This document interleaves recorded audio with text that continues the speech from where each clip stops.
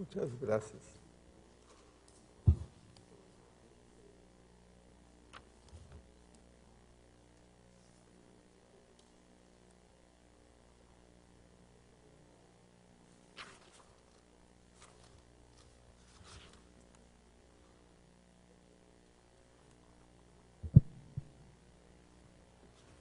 Esse livro foi impresso o mês passado. Foi impresso o mês passado esse livro.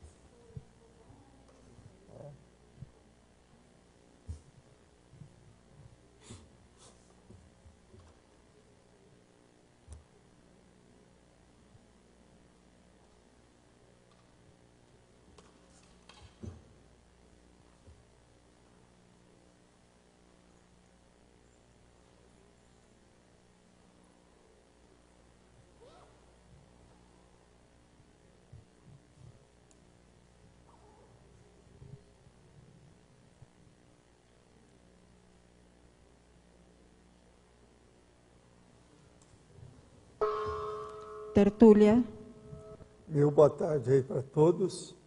Hoje é 24 de setembro de 2009, quinta-feira. O verbete é o 1335. 3 páginas, 43 logias e 8 máximos. O tema é miudeza. Agora, isso está dentro da autodiscernimentologia. Dentro dos 7 volumes que nós temos aqui da enciclopédia, esse verbete está na página 3.810, no 5º volume que está aqui, ó, é onde eu marquei aqui. Tá certo? Estou só falando para a gente fixar, porque hoje é a primeira vez que a gente toca nesse assunto. Hein? Não, DVD vai ser menos. Esse aí tem 1.460 verbetes, o outro lá é só 1.300. Esse aqui tem 160 a mais, sendo que umas 145 nós ainda não debatemos aqui dentro. Esse é sem revisão, ele é o texto bruto, sabe? Não é o líquido. Agora, o que é a miudeza? É a característica da realidade miúda, pequena ou coisa sem importância, de pouco valor, insignificante. Agora, o exame minucioso dos detalhes, o predomínio perigoso das miudezas na era da fartura, a dispersão consciencial a partir da excessiva atenção ao insignificante, o olho clínico para o essencial, o ato de saber estabelecer o limite das coisas, a dissecção analítica, a realidade é excluível, a dissecção prioritária das realidades, dos fatos e dos parafatos, a ortocentralidade, em primeiro lugar, a noção de macrosenso, o autodespreendimento dos utensílios inúteis. Eu chamo a atenção para a ortocentralidade e o macrosenso aí para vocês. Agora, na taxologia, dentro da argumentologia aqui, nós falamos sobre 2 categorias básicas de miudezas a serem pesquisadas por qualquer consciência lúcida, as úteis e as patológicas.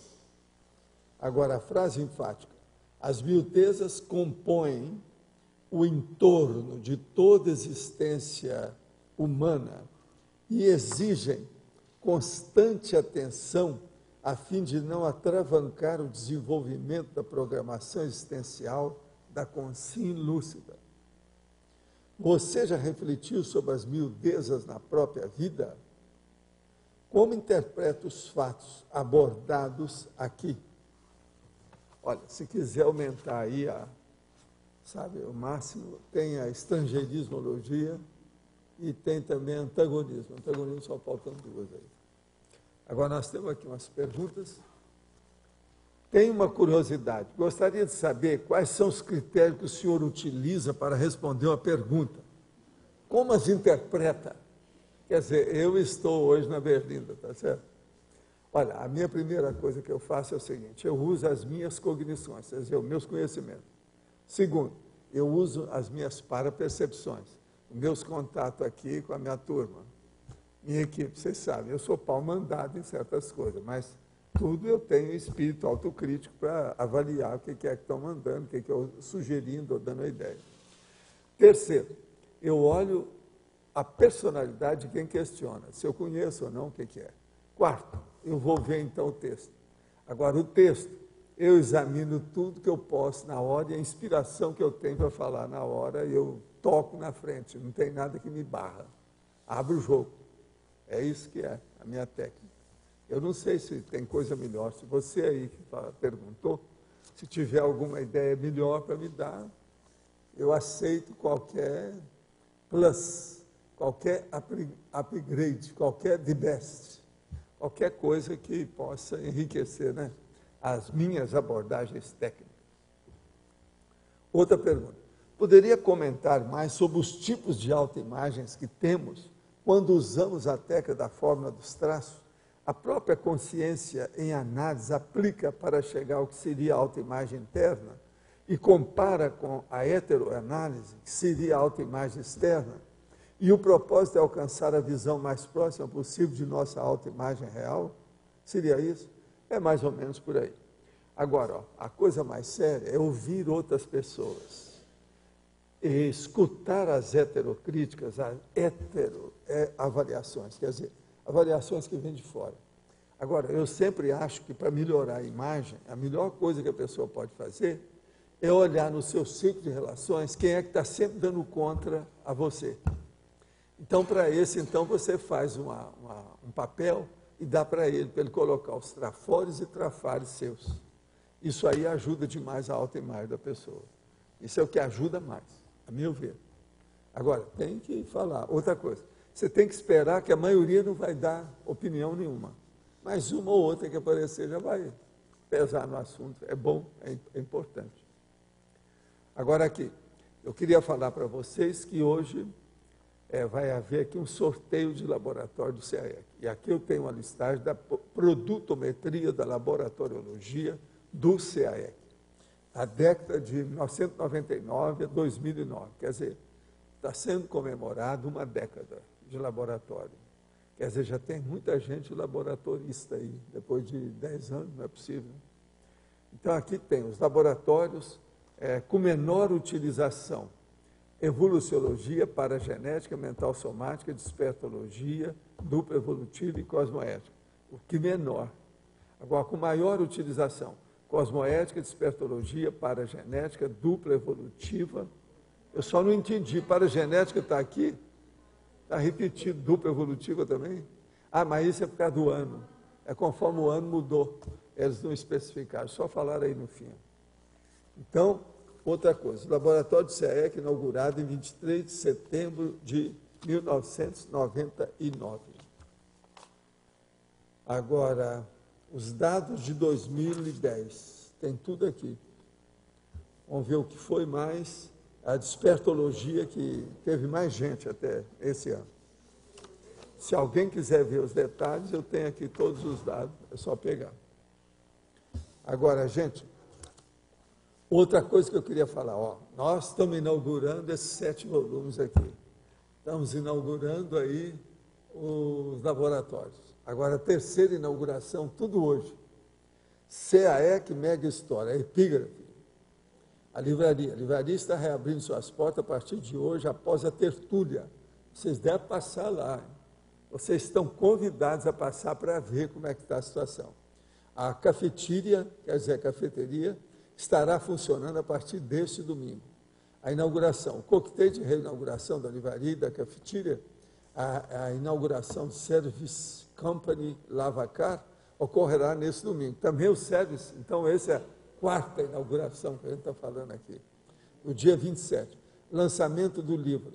Junto com a inauguração ocorrerá o lançamento do livro Maternidade e Antimaternidade, da Jaqueline Bittencourt. Então, aí isso é sexta, tá certo? Contamos com a presença de todos.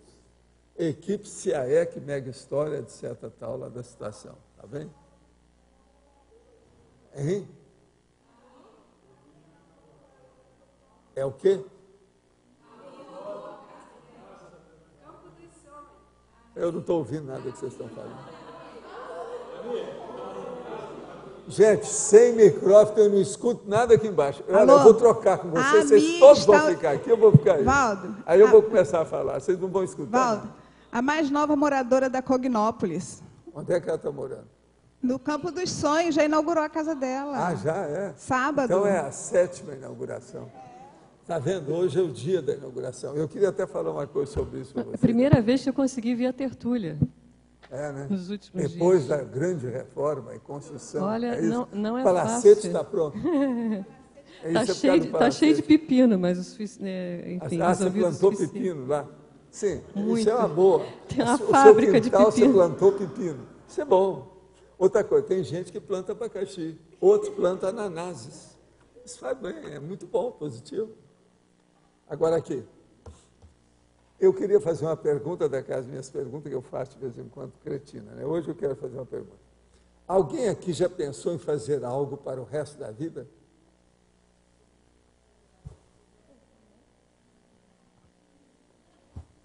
A TENEPS é a única coisa que vocês já fizeram ou tem mais alguma coisa? É para o resto da vida? É para o resto da vida? Tem filhos também que a pessoa às vezes faz para o resto da vida. Agora, gente, aqui está o primeiro volume da enciclopédia. Hoje nós temos 7 volumes aqui. Agora, ó, volume 1, abandonador, de autodemissão até de consciência. De abandonador até autodemissão de consciência. Esse aqui tem 5.666 páginas, 7 volumes. Ele é sem revisão, é só para a gente fazer consulta. Agora, aqui está, Cognópolis, versão protótipo. Agora, aqui, ó, na 4ª página, está falando que essa edição tem 2 exemplares encadernados. É a edição que foi feita, essa é a 5ª edição. 1.460 verbetes prescritivos. A enciclopédia já tem mais de 13 milhões de caracteres, cerca de 2 milhões de palavras, 281 mil linhas e 117 mil parágrafos. Isso aqui, então, é que é. Agora, só o índice tem 38 páginas, para vocês terem uma ideia. Agora, está tudo dividido de acordo com os volumes. Nós já estamos fazendo para ver como é que fica. Agora, isso é o início do princípio do começo, mas vai indo, né? Já tem uma ideia. Agora, de modo que quando falar aqui, ó, é só eu pegar isso aqui e ver o índice, que a gente já sabe. Hoje eu marquei, esse de hoje está nessa página aqui. É o 5º volume que está. Esse verbete de miudeza hoje. É o 5º volume, a página lá é 3.180, mais ou menos, por aí. De modo que, com essas inaugurações todas, eu quero falar uma coisa para vocês hoje, que é um negócio que eu estou começando a escrever, eu estava escrevendo, quando eu vim eu até trouxe o material. É um verbete que é contraponto heteroassediador. Ele é dentro da parapatologia. Mais ou menos o processo é o seguinte, é o conjunto de ocorrências conjugadas entre as dimensões extrafísicas baratosféricas, parafatos, e esta dimensão humana, os fatos, especificamente contra determinada consim, no momento em que marca algum nível tarístico maior nos seus altos esforços. Nós estamos vendo, então, eu estou assim faz uma semana. Agora, hoje, está culminando aqui, ó, tem 7 inaugurações, isso aí diz respeito ao meu caso. Essa madrugada, por exemplo, eu tive que trabalhar com um monte de gente que isso serve para mim. Agora, gente de tudo quanto é tipo. Satélite assediador, entende, mega, todo tipo. Agora, mexendo com todos os meus sinais, minhas coisas todas, mas tudo saiu em paz. E eu estava escrevendo um negócio sobre o processo da reciclologia, no caso, a ciclologia em si.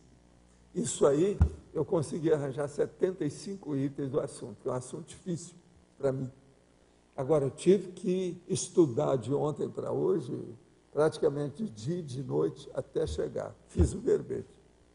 Agora, o que é engraçado é o seguinte, nesse processo do contraponto, eu quero expor que isso aqui sempre aconteceu. É aquilo como eu falo assim, ó, que quando a gente entra e fica under attack.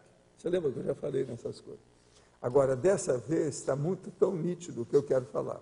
Então, no contraponto, por exemplo, tem a parte intrafísica e extrafísica. A parte direta e a parte indireta. Tem também a parte local e aquela que é distante. E tem também a parte da energia, da energossomática, e a da psicossomática. Tudo isso são tipos de contraponto nessa história. Agora, ele representa uma espécie de galhardão ou chancela, demonstrando a qualidade do trabalho e a convocação para a continuidade da tarefa que está sendo feita. O que interessa nesse caso é a imperturbabilidade da consciência lúcida, autoconsciente dos seus altos esforços. Isso é que é importante dessa história. Agora, ocorre aí os momentos de maiores evidências da sinalética energética e parapsíquica. Agora, existem também os efeitos paradoxais dos trabalhos assistenciais da tarde nessa história. É muito interessante pensar nisso. E outra coisa, o paradoxo do prazer de assistir, que você está sob os fogos cruzados, sem qualquer tendência masoquista. Está vendo? Eu quero expor essas coisas, que o povo, de modo geral, não entende muito disso. Agora, os parafatos dos assistidos, vamos dizer, pelos amparadores na hora do trabalho de redação do tema esclarecedor. Então, vocês estão escrevendo o livro, é bom vocês, quando eu trouxer esse verbete, é bom você estudar isso com amor e carinho, com calma. Quem está fazendo original, que vai ter valor, que esclarece os outros, que seja tarístico, vai ter acesso. Isso faz parte do serviço. Não se faz nada disso sem um pagamentozinho, um pré-requisito, entende? Uma matrícula, como é que chama? O prazo de carência e outras coisas mais. Isso faz parte. O óleo pensando do local do trabalho é reforçado pelos amparadores extrafísicos. Essa semana, por exemplo, nesse ano, foi a semana de maior pressão extrafísica que eu senti até agora. Agora, ó, só para falar para vocês, eu não vou falar as coisas, mas, por exemplo, só de pessoas com processo negativo em cima de mim, eu tenho 4 aqui nessa última semana. Isso vem de tudo quanto é lado.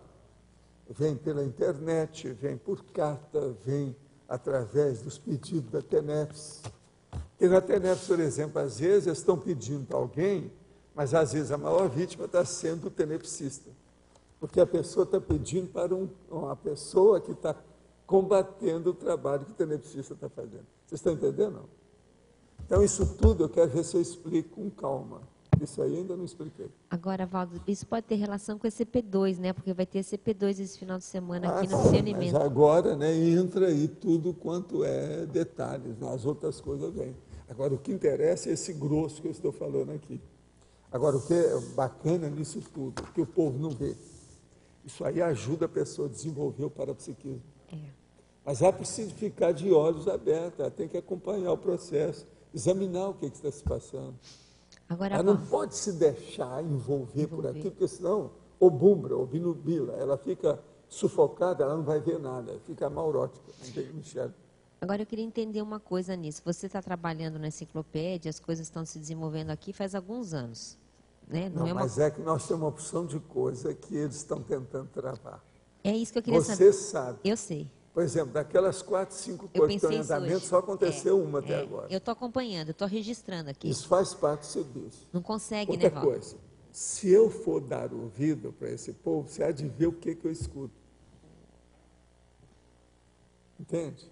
Que às vezes abraço a pessoa para ver e fala assim, chora as mágoas. Aí eu começo a descarregar tudo que você pensar. Né? Dá vontade de vomitar. Igual que a pessoa, o extrafísico faz. Agora, às vezes, aquilo que aparece, que faz mais arruaça, às vezes, é um satélite assediador. Entende? Ele faz, porque entra em crise, ele dá um surto dentro da situação. Agora, eles xingam, falam as coisas, dizem nomes, às vezes falam o nome das vítimas, o negócio todo.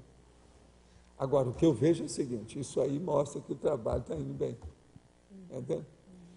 Por isso que eu falo, sua vida está muito boa, então você está perto, você está perdendo sua vida. Então, mas Valdo... Se não tem pressão, se não há crise de crescimento, está danado, você está perdendo seu tempo. Mas eu queria entender extrafisicamente o que faz, por exemplo, eles fazerem esse levante agora. É porque eu estou culminando uma opção de coisas, né? Por exemplo, esse assunto que eu escrevi lá sobre psicologia, eu estava falando com o Mário, dá até vontade de fazer um curso para vocês sobre isso. Eu arranjei 75 tipos de ciclos. Isso não é fácil. Então, eu estudo, por exemplo, dessa seção aqui, da ciclologia, isso dentro da holociclologia. Quando eu explicar isso, o povo vai começar a entender o que é o holociclo. Uma boa parte do povo não entende. Entende? Agora, aí é a holociclologia. Eu estudo a ciclologia, está dentro disso, são ciclos. Tudo na vida tem ciclos. Agora, esse ciclo nós estamos chegando agora, nós estamos começando a ficar maduros. E veja, nós estamos no fim de um processo sério, dois fins. Um da crise econômica, o outro da gripe. Isso tudo abaixou o povo que vem aqui, essa situação toda. Você sabe, quando abaixa, isso aí muda os hábitos das pessoas. Até entrosar de novo demora. Entende? Desses 4 casos que a gente está estudando, tem alguma coisa que a gente pode fazer ou a gente tem que esperar que as coisas se ajeitem naturalmente? Aquilo que você vê que dá inspiração de fazer, que é positivo, faça na hora. É importante. Ah. Para ajudar os amparadores. E outra coisa, seja bem realista. Bem realista. Isso aqui é importante. Então tá certo. Agora aqui, em relação ao verbete de ontem, testemunho, ele seria então a manifestação evidente dos pensamentos exprimidos, ou expressos, né? Não é exprimido, porque exprimido é igualzinho a gente espremer o negócio. Vou espremer, achatar o negócio. É expressos pela consciência. Sendo assim, nos termos conscienciológicos, a manifestação do testemunho conscienciológico propriamente dita é o voluntariado, a docência, a autoria do livro, a TENEPS, o FIEX e assim por diante. Yes, sim, of course, sure, o que mais? O que faz então a pessoa, quando ainda não tem gabarito para essas manifestações e ela quer dar testemunho? O senhor pode me esclarecer? Olha, ela ainda não tem gabarito, quer dar testemunho, ela vai dar gabarito de quê? Que não fez nada? Isso não adianta dar esse... É bom que a pessoa dê o seu testemunho daquilo que ela fez, que é a verbaciologia, não é isso? Então, o negócio é esperar. Faz alguma coisa e depois cresça e apareça. É isso. Esse aqui é o ideal. Em uma tertúlia, levantou-se a possibilidade do professor fazer um curso sobre história em quadrinho, utilizando-se do acervo da holoteca. Esse projeto está em andamento. O curso seria para esse ano ou somente para o ano que vem? O curso vai ser em abril do ano que vem, não é isso? É isso? Cadê a turma? É isso mesmo? Vai ser junto com a prova da imagística, o curso, abril de 2010. Tá certo? Você está aí. Aqui tem uma vaga para você no curso, não é isso? Ser perfeccionista gera uma constante satisfação com aquilo que se busca realizar, causando muitas vezes paralisia no agir. Tenho esse traço em mim, então você é um psicopata, ou seja, você é um doente da psiquiatria. Eu sempre chamei que todo perfeccionista é um dos piores tipos de psicopatia que tem. Por quê? Ele é lúcido, ele sabe da psicopatia, igual você. Ó. Tudo indica que você é mesmo, você está confessando o negócio publicamente. Como deixar de lado as miudezas advindas do perfeccionismo? Olha, a primeira coisa é acabar com os bagulhos energéticos. Começa por aí. Agora, ó, troque a condição de perfeccionista por aquilo que eu procuro ser. Eu sou detalhista. Há uma diferença enorme. Porque o perfeccionismo é impossível. Nada nessa dimensão é perfeito. Não existe isso aqui. A perfeição absoluta é ilusão. Isso não existe. É imaginação. De modo que você é um ilusionista de si próprio. Quer dizer, é o pior tipo de autoassédio que tem. É a pessoa que tapeia a si mesma e outra coisa, profissionalmente, com alto nível. Isso aí é terrível. Então, a primeira coisa é a seguinte, tira da sua cabeça esse processo de perfeccionismo de uma vez para todas. Isso aqui é a coisa mais séria. E seja detalhista. A primeira coisa, veja o que é que você tem de excesso nas suas coisas. O perfeccionista, mesmo o maior perfeccionista, mesmo o maior, vamos dizer, doente mental ou psicopata da história, ele pode ter bagulhos energéticos. Porque tem coisa que ele acha que é super perfeita que ele não pode abrir mão daquilo. E começa a arranjar um monte de coisas antigas, etc. Eu já encontrei com gente assim. Onde tem mais perfeccionista que eu encontrei foi na Europa, no meio dos conservadores. Tem lógica isso para vocês? Que é gente conservantista. Agora, ó, você já teve alguma retrocognição da sua vida? Por que você é assim? O que você já fez na vida? Observa bem, qual a sua tendência de ser perfeccionista? Você tem o toque? É uma coisa também para a gente perguntar, né? Agora, ó, corta isso e deixe de ser doente mental. Você é um doente mental. Me perdoa, mas é. E são dos mais nobres que existem, são os doentes mentais mais nobres. Perfeccionista. Quem é aqui que é perfeccionista? Tem mais algum outro doente mental aqui? Como é que é? Valdo, dá para analisar o limite aí da diferença entre o perfeccionismo e o detalhismo? O processo é o seguinte, veja bem, perfeccionismo, eu parto do seguinte princípio. Perfeccionismo é uma coisa impossível. Sendo impossível, é um processo mateológico. Sendo mateológico, você não pode perder tempo com isso. Agora, detalhismo já é outra coisa. Detalhismo é uma coisa que existe. Os detalhes, tudo que você mexe na vida tem detalhe. Então é muito importante você descartar os detalhes que não prestam e observar os detalhes que interessam para enriquecer aquilo que você faz. Então, esse é que a minha filosofia, a minha hipótese, a minha teoria baseada nessa. Outra coisa, eu nunca vi ninguém substituir isso, é só eu que eu já encontrei. Agora, eu faço isso fazem mais de meio século. Eu substituo o perfeccionismo com o detalhismo. Então, a partir disso, eu não sou totalmente vítima do toque, mas eu gosto das coisas arrumadinhas, certinho. Entende? É o detalhismo. Outra coisa, eu sou da exaustividade.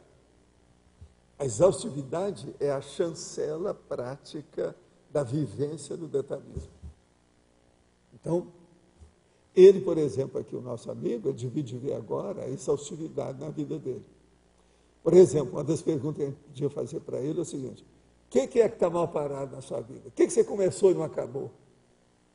Que aí mexe no perfeccionismo dele e mexe no detalhismo que eu estou falando. Aí juntou a fome com a vontade de comer, as coisas estão juntas. Ele não tem jeito de fugir disso. Vocês estão entendendo a lógica? Então, por exemplo, se você deixou para trás, você é um péssimo perfeccionista. Você está entendendo? Ele está furado, ele está cheio de fissura, ele tem lacunas. Ele tem que trabalhar. Agora veja, precisa saber se essas lacunas são detalhes aceitáveis ou dispensáveis. Aí é que eu X. Você entendeu mais ou menos a diferença que eu dei? A patologia do perfeccionista é em função de que ela nunca consegue atingir, ela fica, dá uma frustração. Não é só isso. Isso aí perturba a vida dele toda. Porque ele nunca vai ficar satisfeito com nada. Porque aqui só tem perfeição, como é que ele vai ficar? Ele não acha nada perfeito? Ele vai se tapear. A hora que ele arranjar uma coisa e falou que aquilo está perfeito, ele está se tapeando. Está entendendo? Então, veja, ele vive numa eterna tapeação. Então, uma pessoa dessa é que tem mais autoassédio. Ela falta autocrítica e ela não tem organização nenhuma. Por incrível que pareça. Quer dizer, é um paradoxo. Uma pessoa que gosta do perfeccionismo e não tem organização nenhuma. Ela não vê o prioritário, ela não tem prioridade. Agora, o detalhismo é que leva a pessoa a descobrir as prioridades. Uma pessoa não consegue priorizar aquilo que ela faz se ela não olhar as minúcias. O que é? O perfeccionismo, para mim, ele vira dogmática. Porque é uma dogmática. A questão de Deus também entra nisso. É autodogmático. O ser perfeito. Autodogmático. Autodogmatismo. Agora, o problema todo é o seguinte: isso é uma falácia, né? Uma falácia patológica, das mais bravas que tem. Por isso que eu sempre considerei, eu estudei, né? Você sabe, dentro da psiquiatria, eu vi essas coisas todas. A pior coisa que tem é você pegar, por exemplo, um doente mental perfeccionista que seja homossexual. Eu vi isso tudo. Que aí, minha filha, o negócio é terrível. Aumenta tudo. Ele olha tudo, porque o homossexual, o homem que eu estou falando, ele olha detalhe mais do que a mulher mais feminina que tem. Né? Não é isso? Agora, eu vi isso e fiquei besta de ver. Foi um custo para analisar a situação com a pessoa. Ele mudou. Ele ficou só como homossexual, mas deixou de ser perfeccionista. Como que identifica na pessoa o perfeccionismo, na prática, na teática? Porque a pessoa também pode falar que é perfeccionista e está querendo dizer que é detalhista. Também pode ser. Eu não sei se eu devo falar isso, mas deixa eu ver se eu falo por minhas travessas para não criar problema para vocês. Que é o processo um pouco... Esse homem, eu cheguei para ele e falei assim, ó, é impossível você encontrar uma pessoa que tenha as duas faces iguais. Elas são diferentes. Então a imperfeição começa na cara. Agora, você, na sua qualidade homossexual, eu quero dizer que eu jamais, nos meus estudos de anatomia, encontrei um pênis que fosse perfeito. O cara foi para casa para pensar de tudo quanto era jeito sobre aquilo. Foi isso que começou a mudar a cabeça dele. Agora, foi a inspiração que os amparadores me deram para falar para ele. Não existe pênis perfeito. Então, acabou. Não, mas veja a lógica disso. Vocês estão entendendo? Agora, aquilo foi um choque nele, a hora que eu falei a situação, o que era. E que se ele é homossexual, ele já não é perfeito, porque se é Não, mas eles acham que tem homossexual que acha que a humanidade está caminhando para a androginia. Todo mundo vai ser andrógeno. Esse cara era com isso. Isso foi um... Você há de ver meus debates com ele, só eu e ele, com calma. Agora, por exemplo, esse meu argumento do pênis acabou com ele. Ele ficou sem dormir, ele falou. Porque isso aí seria aquilo que nós chamamos, dentro da sexomática, de fetiche. Eu mexi no maior fetiche dele. Homossexual, qual é o maior fetiche que tem? Não é mulher que tem o pênis como fetiche, é o homossexual. A mulher não pensa nisso, a mulher pensa em sexo em segundo lugar. Em primeiro lugar, ela pensa em ser tratada bem, abrir o carro para ela, beijar no cangote ou atrás da orelha. Isso é que é importante. Agora, é terrível, é o realismo da terapia. Isso é que é impacto-terapia. Vocês estão entendendo? Agora, eu pergunto para vocês, alguém vai dizer que não tem lógica nisso? Que venha, vamos debater. Isso tem um... Se você acha que não tem lógica. Só a última coisa, isso aí não tem um fundo de megalomania? É uma megalomania com uma pessoa dessa também, será que não? Tem. Não sei, eu acho. Até um certo ponto. Mas agora é necessário a gente pensar bem. Eu estou só falando para vocês que são as minhas experiências de vida dentro da situação. Ele não ia mudar o processo de homossexualidade, porque ele não era disso. Aquilo lá é para sempre. A situação dele é totalmente invertida, é invertido mesmo. Agora, o que se passa? Na questão do perfeccionismo, deixa eu... Professor, por isso que a gente observa que o homossexual, quando ele está fazendo serviços domésticos, a maioria das vezes ele supera a mulher em termos de perfeição,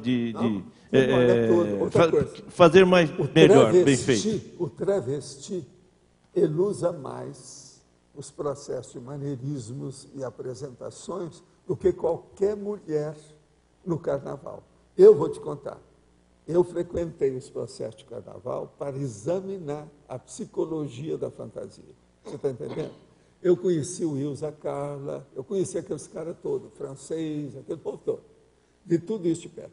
Agora, o que se passa? Na hora que vinha, tanto que as maiores, vamos dizer, fantasias de carnaval de todos os tempos, era sempre de homem. Era sempre de homossexual. Mulher, só era tudo secundário. E outra coisa, você chegava lá, Eles escolheram bem, não, essa fantasia dele é melhor do que a dela, não podem comparar. Está entendendo? Então, veja, isso, por que que é? Não é porque ele é mais feminino ou qualquer coisa, não. É porque ele leva até as últimas consequências, ele leva na exaustividade. Obrigado. Para mostrar o máximo, ele exagera, entende? Tudo que ele pode, ele amplia, ele aumenta, entende? Ele quer ser mais do que a mulher em matéria de feminilidade. Aí então que o negócio vai. Agora, lá no Monte Líbano, ano após ano, eu vi isso no Rio durante uma boa temporada. Eu ia lá. Obrigado. De propósito. Queria voltar àquela condição do under attack, né? Under attack. Do escritor que está sob o ataque. A pessoa está escrevendo o livro e aí os assediadores vão em cima dela. Eu queria entender, assim, o que faz esses assediadores virem? É o tema? São os próprios assediadores da pessoa? Ou é algum outro fator que está acontecendo ali no momento que ela começa a escrever o livro? Como é que é esse processo? O caso é o seguinte. Existem as condições daquilo que você escreve. Vai chegando um certo ponto que você vai articulando o pensamento e aquilo vai ficando cada vez mais rico. Vai chegar um ponto que você, então, vai publicar. Na hora que publicar aquilo vai mudar uma porção de cabeça, querendo ou não. As pessoas vão ter mais reflexão, vão mudar. Isso vai acabar o leite das crianças no fim do mês dos assediadores, que é isso que eles querem, vão acabar com as presas deles. Nós vamos diminuir cada vez mais as vítimas deles.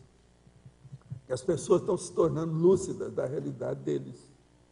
Então, com isso, na hora que você vai fazer uma coisa dessa, é como se você fosse disparar um canhão.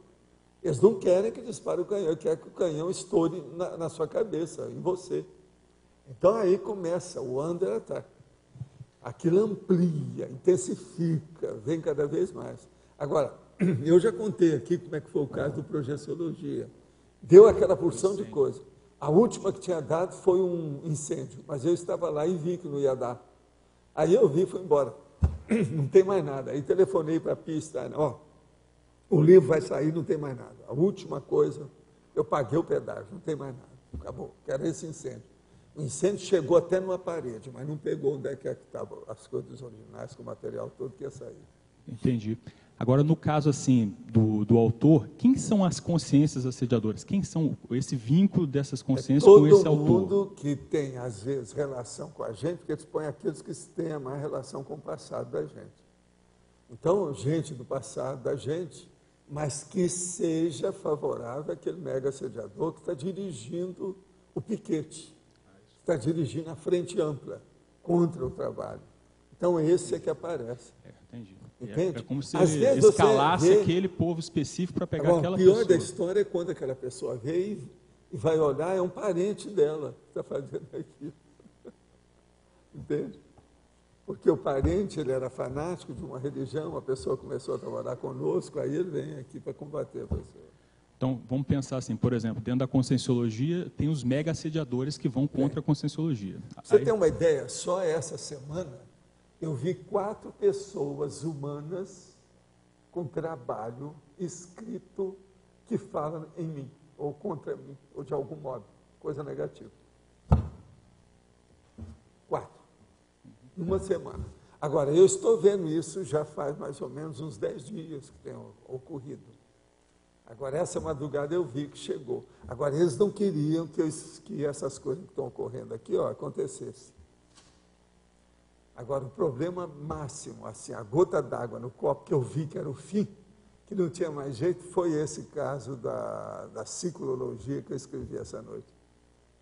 Sabe, desde ontem que eu estou trabalhando com isso, eu terminei agora de manhã. Já fiz o verbete. 7 volumes aí são profiláticos com relação a isso? Não, eles não querem que essas coisas continuem, né? Pois é, mas é uma forma de... Você vê o tanto de gente que fala aqui, nessas questões, não, a minha vida agora eu estou com outra ideia, porque é disso que você está falando. O povo é... Mas então, pode ser um negócio enfrentamento... é muita gente contra isso. Hein, pessoal? Pode ser assim, um objeto assim, de ajudar o enfrentamento, Não, para mostrar é que sempre não vale um objetivo. nada, né? Esse objetivo pode ser um objeto, uma pessoa, um trabalho, uma instituição, um gesto, um trabalho. alguma coisa, uma manifestação pessoal.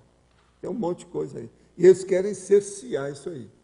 Agora, ó, no movimento espírita eu já tinha isso. Quando eu ia fazer um negócio de um movimento maior, que atingir maior número de gente em matéria de assistência, sempre eu já sabia.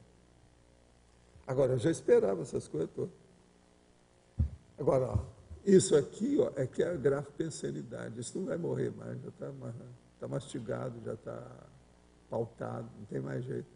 Já vão sair 1.300 verbetes já pronto. Isso aí não tem jeito. Não adianta eles virem. Estão malhando em ferro frio, ou escrevendo na água, ou cuspindo para cima. Não adianta, porque o grafopensene já está feito. O processo agora é só ampliar isso aí, enriquecer o que já tem feito. Aqui tem 1.400, como é que é? E 66 verbetes, né? Total aí, falei. Pessoal, então, voltando ali, esse mega assediador, por exemplo, ele pegaria, tem um escritor, uma pessoa que está escrevendo, ele vê o perfil da pessoa e encaminha para ela um assediador específico para ele, seria mais ou menos isso, né? Não, pega aquilo dentro que tem alguma relação para poder atuar. Uma pessoa que foi inimigo dele no passado, ou alguém que não gosta das ideias que ele está escrevendo, ou alguém que é parente, a mãe daquela pessoa que ele está falando no livro. Entendeu? Entendi. Isso todo mundo está nessa. Isso faz parte do serviço. Agora, estou escrevendo verbete, porque agora já está na hora, vocês já vão entender isso. Eu falo nisso desde a época do movimento espírita, faz mais de meio século. Mas agora eu vou especificar as coisas todas, do jeito que eu li aqui para vocês. As especificações do contraponto. Agora, sim, a gente faz uma série de trabalhos de assistência entre nós aqui, para outras pessoas também, da comunidade, tudo. E você vê dentro desse aspecto específico, tem algum trabalho que poderia ser feito para ajudar os autores nesse sentido? Por exemplo, olha aqui, vocês ainda não perceberam, mas eu de vez em quando faço isso. Hoje, por exemplo, eu chamei atenção para duas expressões aqui, dois vocábulos. Ortocentralidade e macrosenso. É de propósito. Isso aqui ofende esse povo todo, eles ficam danados. Agora, uma das coisas que eu crio mais problema para esse povo são os neologismos. Neologismo é o verponto, está abrindo o caminho, está descerrando assim, acabando com o horizonte. Abriu com tudo, escancarou. Acabou com a porta, a janela e a parede, como eu falo. Não tem mais nada. Então, isso é terrível. Agora, é lógico que eles ficam satisfeitos que o negócio ainda é neo, quer dizer, uma coisa nova. Muita gente não vai ler porque é coisa nova. Mas eles ficam danados da vida porque sabem, se o negócio tem valor, cedo ou tarde vai se afirmar. Assertiva, se firma. Entendeu o que quer dizer? As coisas que a gente mais ouve crítica da conscienciologia, até da sua pessoa também, é justamente sobre essa criação de neologismo. E eu estou com 200 barrigadas de riso para todos eles. Você está entendendo? 200 barrigadas de riso. Olha que eu estou bom, né? Porque às vezes é mais. Mas faz parte do serviço. Agora, outra coisa, você deve dizer para ele, não, mas o Valdo já falou, que ele não está escrevendo para você, está escrevendo para ele. Se você quiser, você pode ler. Ele não incomoda, porque ele dá para o público, tudo que ele tem.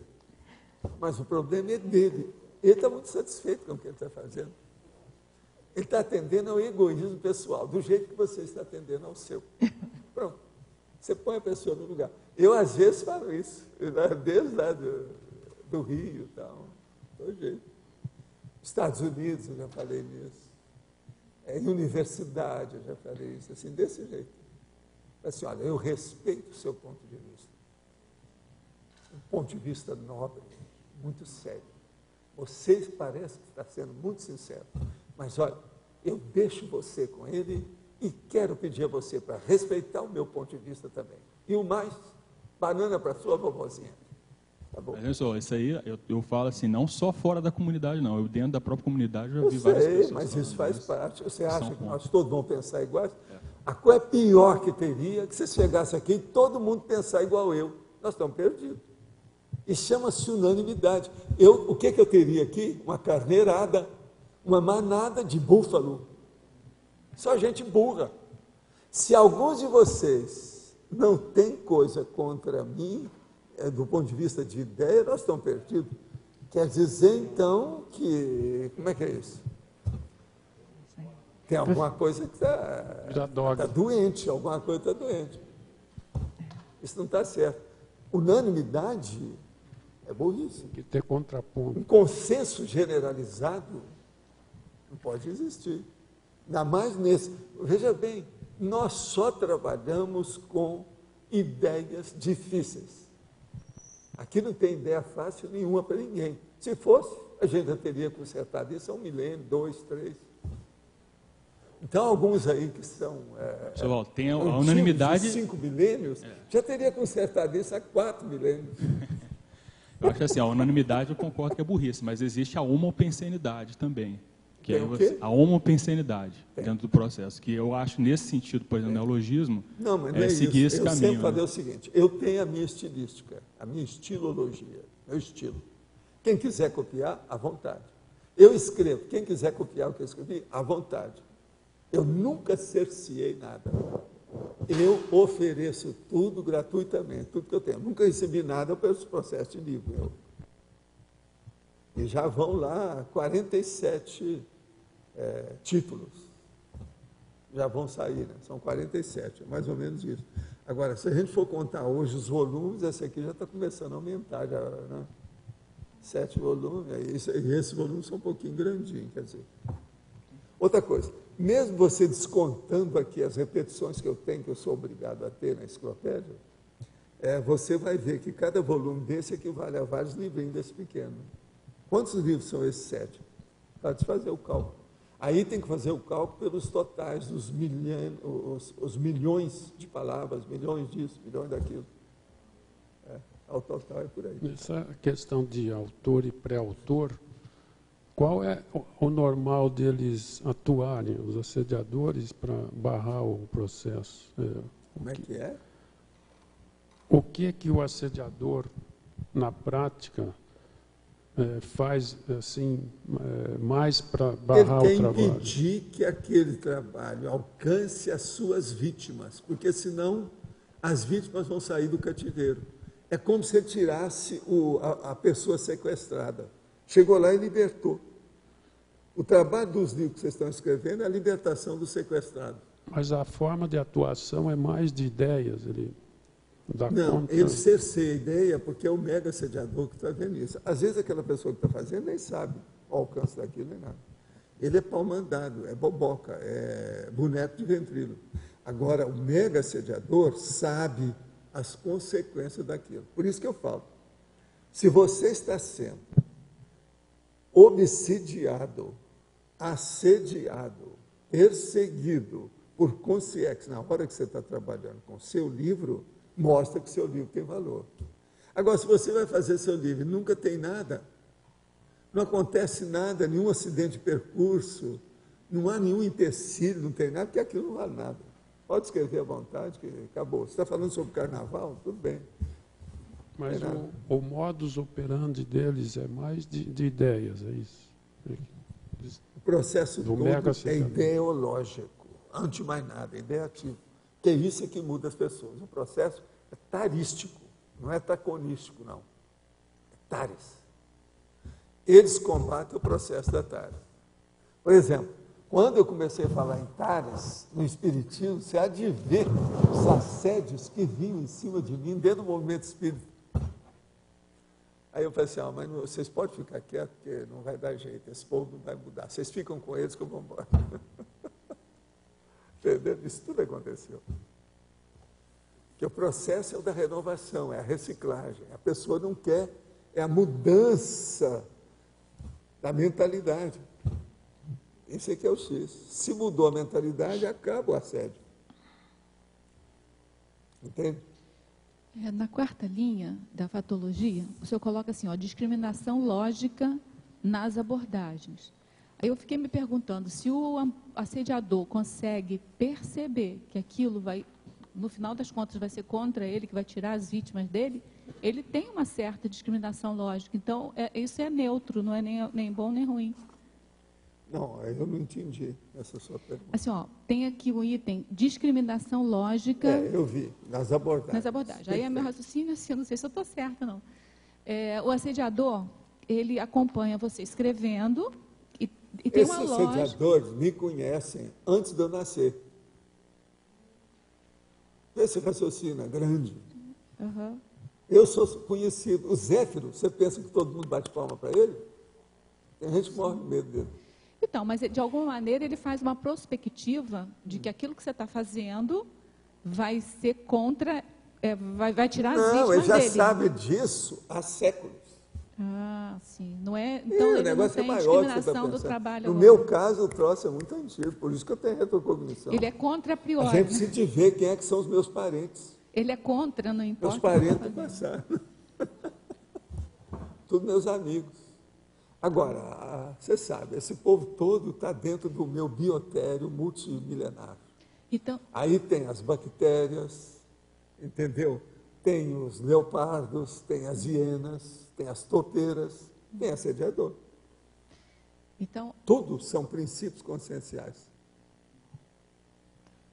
Tudo. então o que leva ele... Então, por exemplo, para mim eu coloco isso tudo mais ou menos no mesmo nível. Eles que me perdoem, mas são. Por causa do processo da patologia, é uma patologia por quê? Por causa da minha experiência. A não evolução. Você entendeu? A imaturidade. Por exemplo, o que adianta se a imaturidade da bactéria é uma imaturidade e a imaturidade do assediador é uma imaturidade? Somente percentual, porque tudo é imaturidade. Tudo é imaturidade. Então eu coloco isso tudo no mesmo saco. Ó, vou repetir. Bactéria, infusório, hiena, topeira, leopardo, tigre, a lioa brava que mata os gnus, que eu sou danado da vida contra ela, mas não posso fazer nada.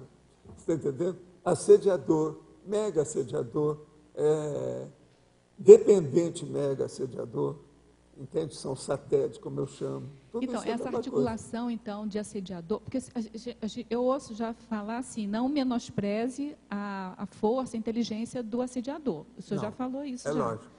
Então, Eu então não menosprezo nem a força e a inteligência do H1N1. Sim, mas é uma inteligência experimental de Eu conhecimento. falei nisso tá? aqui desde o início. O povo até achou que eu estava fazendo isso, fazendo. Olha o que deu.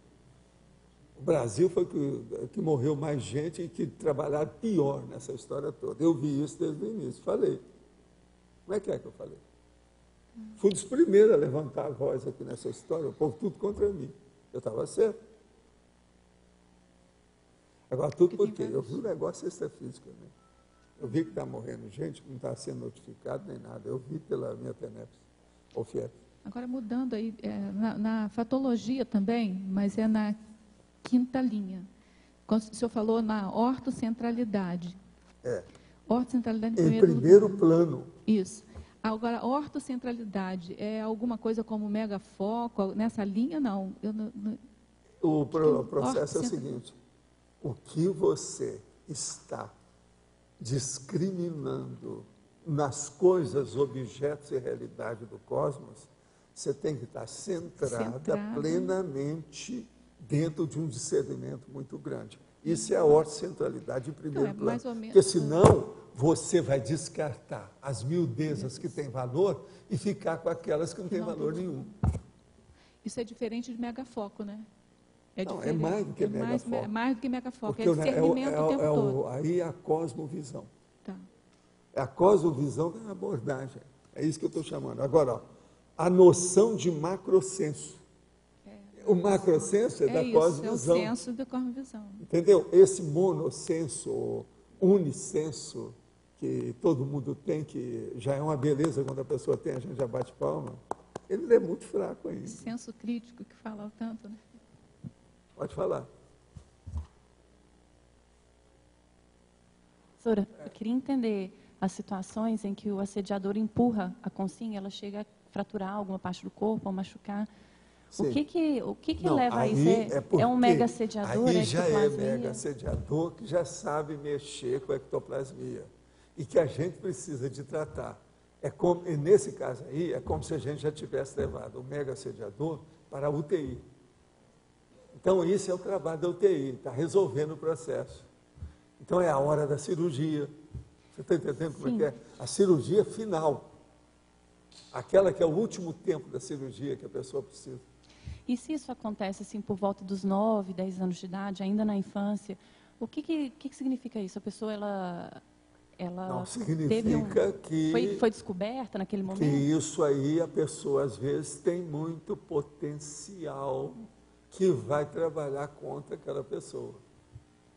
Por exemplo, lá no Espiritismo, quando nós começamos em Monte Carmelo, eles falavam assim, esse menino tem muito processo que ele vê as coisas, ele vê os espíritos aqui. Agora, a vida dele, aí eles foram examinar, como é que foi o nascimento dele? Aí eles falam assim, não, ele chorou sem parar, o parto foi laborioso da mãe, ele teve que arranjar uma ama de leite. Eles falaram assim, então esse menino vai trabalhar muito. Eles falaram, a meu respeito. Mas veja, aquilo não tinha nada a ver com isso, a rigor não, eu não acho que foi. O processo mesmo ali foram as circunstâncias físicas. E a maior prova que tinha é o seguinte, eu estava certo, porque eu superei isso tudo. E nesse Entendeu? caso... Mas eles viam isso no movimento espírita. Eles não querem que esse menino viva. Sim. Você está entendendo? Entendo. Era assim que eles pensavam. E nesse caso, por exemplo, que acontece uma situação assim na infância, o mega assediador ele pode provocar esse efeito e depois ele ficar na dele esperando para depois retornar? Agora eles ficam de olho na gente e nas deficiências da gente para poder atacar. É o seu caso lá. Sim, não, eu estou perguntando porque Você com tá 9 anos entendendo, aconteceu você isso tá entendendo, comigo. é isso aí. Eu tropecei, Agora, na realidade, em tá nada e quebrei o superando braço. tudo. Eu senti Agora, que eu fui a maior empurrada. prova de superação sua é o curso de medicina. Observa que você vai ver. Não, eu sei disso. Isso é em cima do lance, não tem saída. E assim, quando que a gente percebe que houve a libertação desse processo de mega assédio, do mega assediador? A libertação é a hora que eles mudam. Não é que você ficou liberta. Você mudou. Aqueles foram embora e chegaram outros. Muda o padrão, então, né? E muda o padrão e muda a corja, a caterva. O grupo de muda assediadores. A máfia do Arlindade. Nesse caso, não necessariamente vai ser um grupo pior, né? Não, mas não é. Não é que é pior. Eles ampliam a técnica, porque todas as outras já foram usadas no deram certo. Eles querem aperfeiçoar aquilo. Isso é muito bom, porque te ajuda. Tá certo. Agora, por quê? Isso aumenta a sua defesa e, ao mesmo tempo, aumenta os recursos da sua assistência. Os amparadores vão dar mais assistência para você. Isso é inevitável. Você lembre que eu tive um infarto do miocárdio quando eu estava terminando o curso de medicina. Agora, eu desde do segundo ano de medicina, eu já tinha começado a trabalhar em ambulatório. Eu era dentista e já trabalhava dentro de 28 equipes, 28 consultórios de odontologia sobre radiologia. Eu era o chefe do departamento. Então, veja, a hora que eles viram que eu ia me formar, aquilo deve ter feito alguma coisa.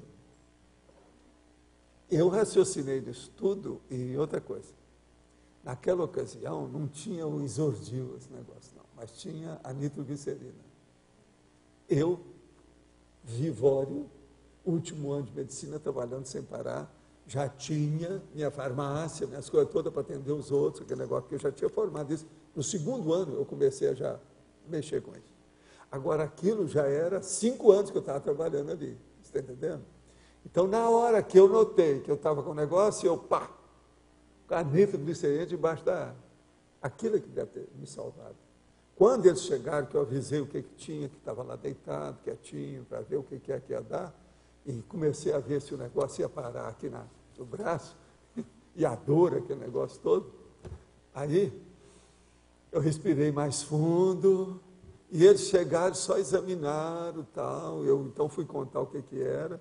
Aí fizeram a junta para ver os meus próximos meses, daí em diante, como é que seria a minha vida. Aí eu mudei tudo. Mas veja, a nitroglicerina que eu tinha guardado, já era porque eu falei assim, eu não sei o que pode acontecer comigo, deixa eu deixar por todo lado, do jeito que hoje eu tenho. Hoje eu tenho, na minha cabeceira, eu tenho Isordil. Do jeito que eu coloquei também aquele remédio aqui, o H1N1, o Tamiflu está na minha cabeceira, para qualquer coisa. Você está entendendo? Eu sempre fiz assim. Agora, veja, isso não é perfeccionismo, é detalhismo, também não é o Monk. É mais do que o Monk, é mais inteligente isso aí. Professor, vocês estão entendendo? Essa questão que o senhor falou da minha faculdade, né? Eu passei a faculdade tentando entender, porque eu tive muita dificuldade, muito obstáculo, muita coisa esquisita, que nem os médicos explicavam. Então, hoje eu entendo o que aconteceu, né? Mas assim, foi muito complicado. Eu passei a faculdade inteira tentando entender. Se você for olhar, você vai ver a hora que a coisa estava chegando ao fim. São os últimos recursos que vêm contra a pessoa. Tem uma hora, então, que aquilo relaxa. Eles abriram mão porque não tem mais jeito. Agora, a questão da publicação do meu livro, isso só aconteceu quando houve um incêndio. Agora, eu vi direitinho, todo mundo viu que aquele incêndio ia atacar o negócio, estudar. Falei, não vai. Eu vi o que foi, aí o amparador falou, não, pode ir embora que não vai dar nada, ele não vai chegar aqui. E tinha uma parede enorme segurando aonde estava pegando fogo, o fogo crepitando lá. Aí eu saí e falei assim, é bom todo mundo sair, mas isso vai morrer aí, não tem mais nada. Eles chegaram, apagaram o negócio, não tem mais nada. E o livro não teve nada que ver. Está vendo? Então, observa no seu curso a situação, quais foram as últimas, vamos dizer, as últimas manifestações do processo. Isso é interessante, vale a pena. O professor poderia explicar em detalhismo, binomiologia, o binômio verdade-limite? Sim, a verdade-limite. A verdade, ela sempre tem um limite, principalmente no processo da comunicação. Você, por exemplo, você não pode pegar e saber de uma verdade muito grande e chegar e despejar aquilo na cabeça da pessoa. Ela pode suicidar na sua frente. Então, ela tem que ter um limite. Esse limite, o mais sério dela, é a comunicação. Você deve falar até que ponto, tem que ir devagar, para não assustar o passarinho. Isso é a verdade, limite. Na questão da miudeza, isso também é importante. Que às vezes a pessoa, ela faz a piada, não interessa se vai perder um amigo, e às vezes não, ela vai matar uma pessoa. Em medicina, por exemplo, se a gente for falar certas verdades inteiras, se eu fosse falar as coisas, para alguns casos que eu vi na minha vida, pelo lado dos bastidores extrafísicos, do que estava acontecendo ali, a pessoa ia desistir na hora, ia ficar doida. Então, você tem que graduar. Por isso que eu falo, o nome que eu dou para isso é a dosificação. Quer dizer, fazer a dosagem da comunicação. Isso, então, aqui é a verdade limite da história. Olha, muito importante, você que é médico, abra o olho para isso. Veja bem o que você está falando com o paciente. Às vezes é bom falar, medindo as palavras e colocando mais gente junto, mais testemunho, às vezes ajuda. Como ver a situação brasileira em Honduras, a turbulência social, as mortes, Hugo Chávez no meio disso, a lambança federal, as trapalhadas do Itamaraty, entre outras. Olha, é uma lástima por todo lado. Aqui a gente tem que lastimar o PT, a existência do PT, como eles estão chamando lá, o chapelão ele, e também o outro, o tal lá, o parente do Arlindo, Michelete, já viu, né? Todos esses estão errados. O cara estava errado na hora que ele quis fazer uma coisa para mudar o negócio, para ele permanecer no poder. Então, esse cara estava errado. Mas ele estava usando os termos legais e o conduta legal. Ele estava certo. Então, ninguém pode atacar esse homem. Agora, até o ponto que está certo ou está errado, esse negócio dele chegar lá e entrar na embaixada, isso aí, até um certo ponto, também está errado. Ele está forçando a barra e julgando o negócio na mão do Lula. Não, é um abacaxi que julgaram contra ele lá.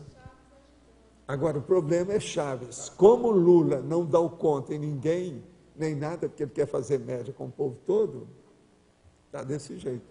Ele foi lá na ONU, falou do negócio, etc., falou o lado certo e tal.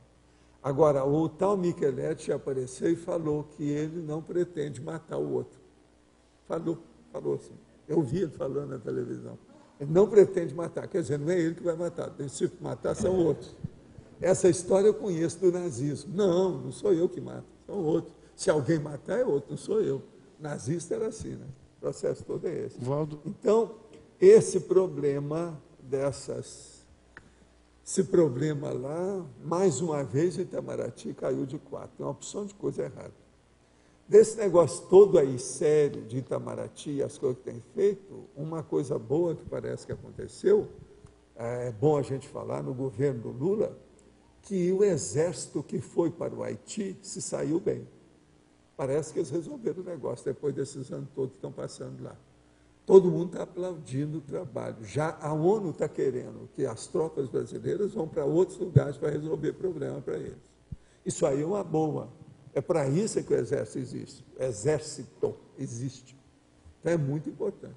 Agora, qual que seria uma saída com discernimento, uma saída para esse caso? O cara está lá dentro da embaixada. E agora? Olha, ali tem que ver a sucessão de acontecimentos, o que vai dar. Alguma coisa tem que ocorrer nisso aí. O certo é uma reunião diplomática do jeito que o Lula pediu, aquele negócio todo. E que a ONU entrasse nisso. Quem tem que entrar é a Organização do Estado Americano, OEA. Isso é certo também. Porque o Brasil ali agora está perante o outro país, está antagônico.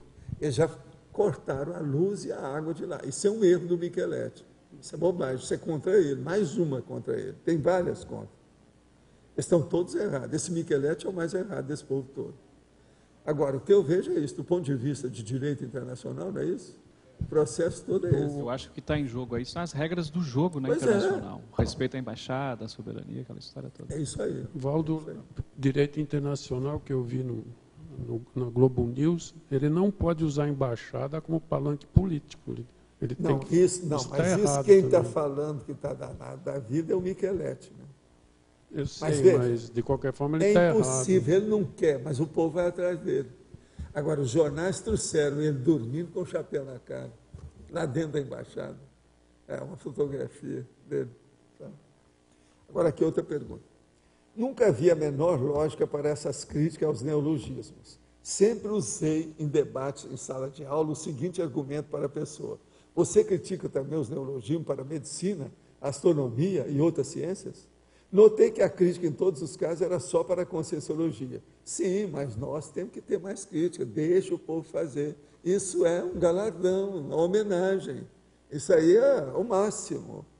Quer dizer, essas outras ciências já estão sendo colocadas para escanteio. Nós é que estamos chamando a atenção. Cabe, então, a pergunta, por quê? Isso tudo, obviamente, está além da utilidade prática do termo novo? Sim, mas olha, você está certo, não liga não, isso faz parte do serviço. Agora, ó, quando as pessoas não entenderam o neologismo, você pergunta para elas assim, qual neologismo você não entendeu? Por quê? Você tem algum apriorismo com essa ideia? Qual que é o problema? Sempre é bom perguntar, porque geralmente tem apriorismo atrás. E é bom esclarecer a pessoa. Quais seriam os interesses de quem é contra os seus escritos? Precisa explicar isso? Tem aquele cara no Rio que falou que eu sou um extraterrestre que veio para dar um balanço nesse planeta. Até um certo ponto é uma piada enorme, mas veja, lá no fundo, o que é que nós estamos fazendo com essa enciclopédia? É isso ou não é? É uma pretensão imensa de um boboca. É o Davi contra o Golias. Mas a gente está fazendo. O Davi está apresentando os escudos que podem, aquilo que a gente pode apresentar para os gigantes. Agora, ó, existe um negócio seguinte. Seria bom a gente explicar isso. O que é que me combatem?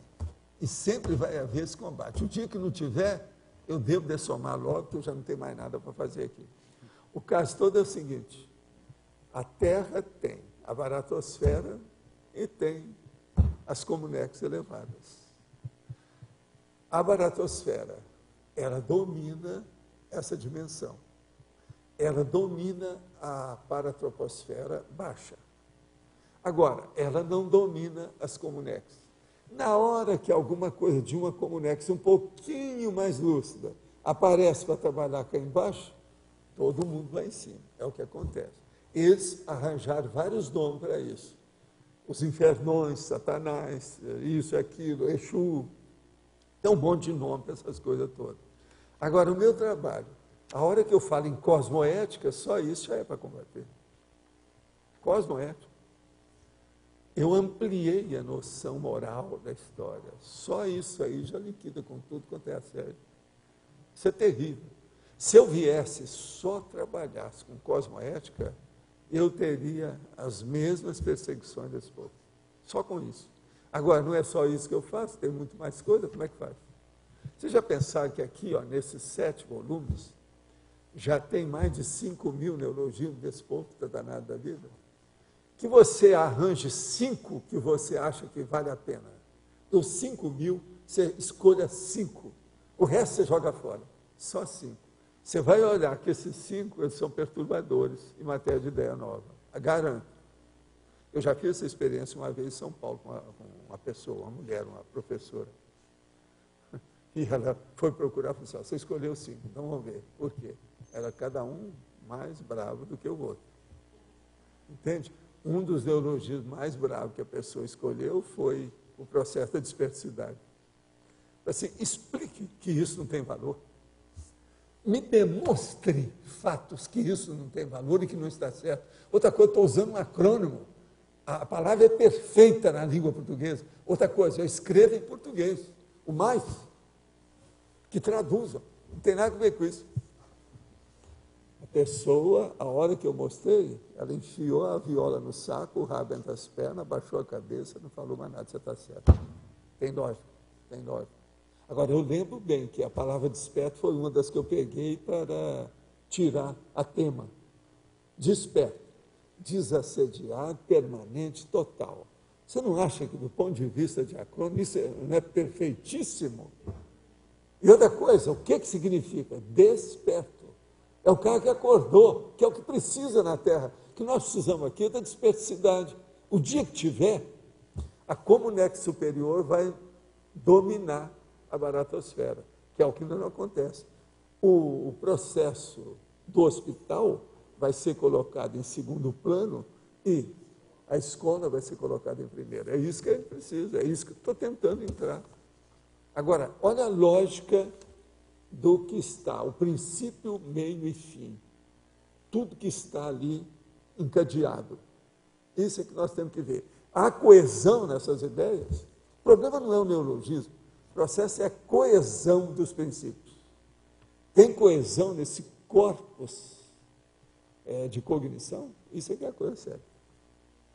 Como encara o senhor a adoção de termos tipo da conscienciologia por outras linhas de pensamento, como o espiritismo, o espiritualismo e outras, como, por exemplo, cosmoética, amparador, holossoma?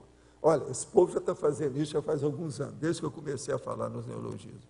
Já houve até um cara da universidade que criou, lá no Rio, um processo, falando até na projeciologia e os processos todos. Tem um outro, numa outra instituição, uma outra faculdade lá, que começou a dar nas linhas dele, lá na parte moral, falando em cosmoética abertamente na sala. Tudo isso aconteceu, nós temos até dados aí, tem no cosmograma essas coisas. Estudo já tem. Eu acho o seguinte, as pessoas podem usar à vontade. O que a gente faz é para o cosmos. Por quê? Veio do cosmos. Não tem novidade nenhuma, eu não estou criando novidade nenhuma. Isso tudo já veio do cosmos. Tem que voltar para o cosmos. Tudo está ali dentro. Professor, vem de outro planeta. Professor, aqui, na página 50, evitaciologia, o senhor já falou a respeito? A consciência auto-organizada e plenamente entrosada com a própria PROEX, até o e-mail, o ato de atender o telefone ou o uso do celular pessoal, podem ser miudezas evitáveis e, portanto, dispensáveis. O que você quer? É que eu tive uma experiência interessante com o meu grupo Karma, que eu visitei há pouco tempo, né?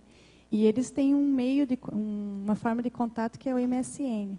E fizeram uma junta, assim, pedindo para eu abrir esse MSN para eu me contactar com eles diariamente. E eu fiquei sem saber como me posicionar, porque eu não queria.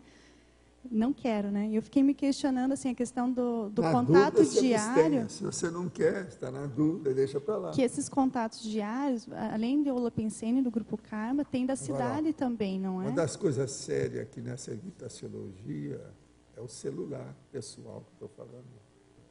Saiu agora mais algumas coisas sobre celular, mas ninguém toca nisso do jeito que precisa. Por quê? Os efeitos são imediatos. Vai dar câncer em muita gente, vai dar uma opção de coisa. Eu, quando vi o negócio de celular, já faz alguns anos, eu falei assim, o câncer cerebral vai aumentar. Anota o que eu estou falando, anota aí.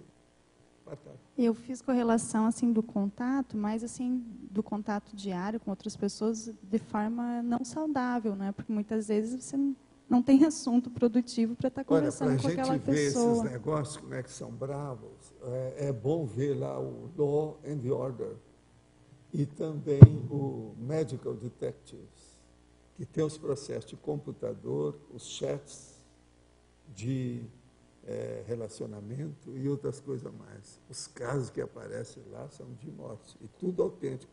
O do Medical Detectives é tudo baseado em fatos. Agora, as pessoas que entram com assassinato, homicídio, tudo, e tudo a partir do computador, com aquelas coisas todas, o que é que tem. Então, é muita perda de tempo nessas conversas fiadas.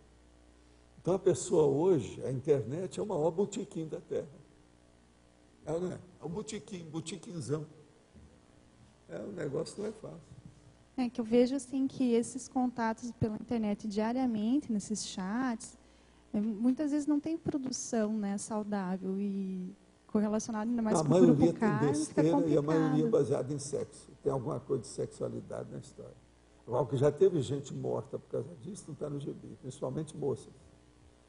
O cara... Porque tem aquele negócio, né? Eles vão separando dentro do negócio.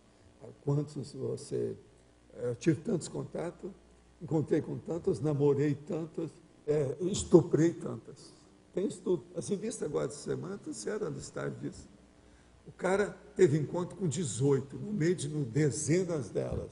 7 ele levou para a cama. Está lá, falando tudo como é que era. Ficou só nisso.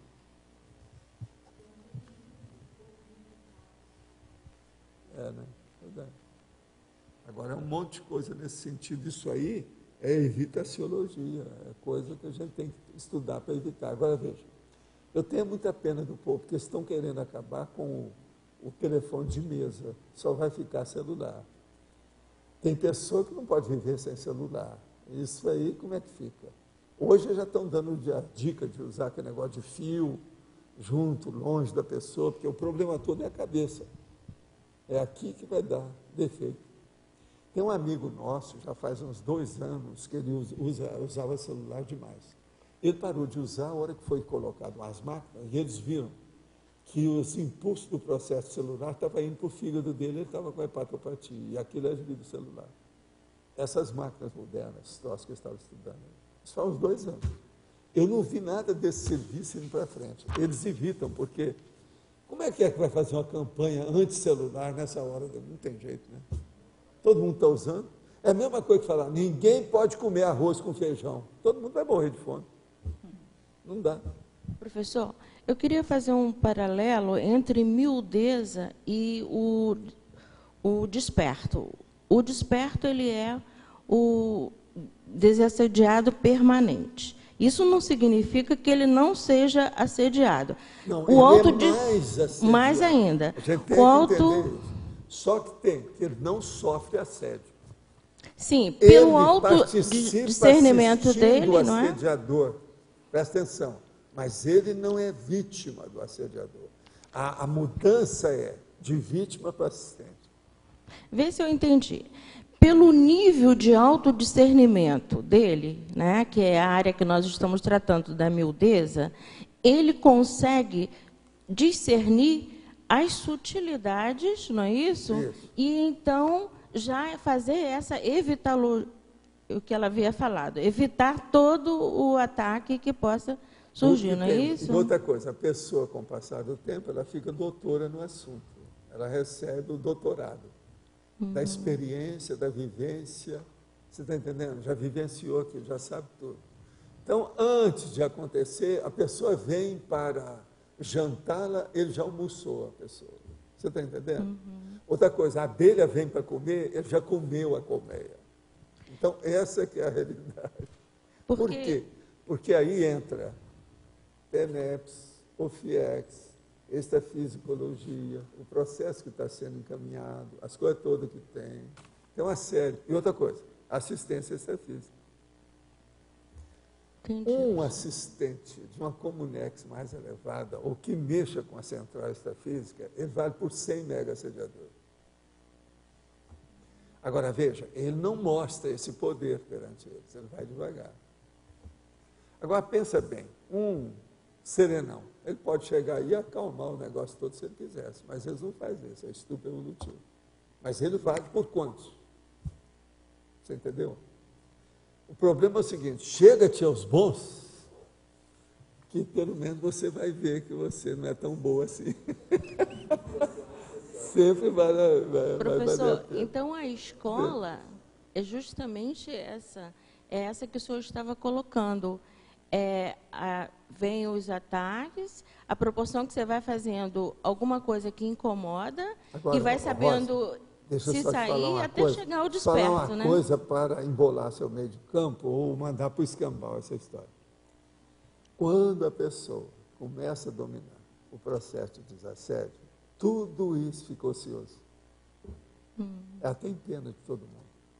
Se a gente tinha compaixão antes, você vai começar a ter muito mais depois. E essa compaixão, você vai combater a compaixão. Você vai ver que ela é negativa. Você está entendendo? A compaixão real não é assistencial.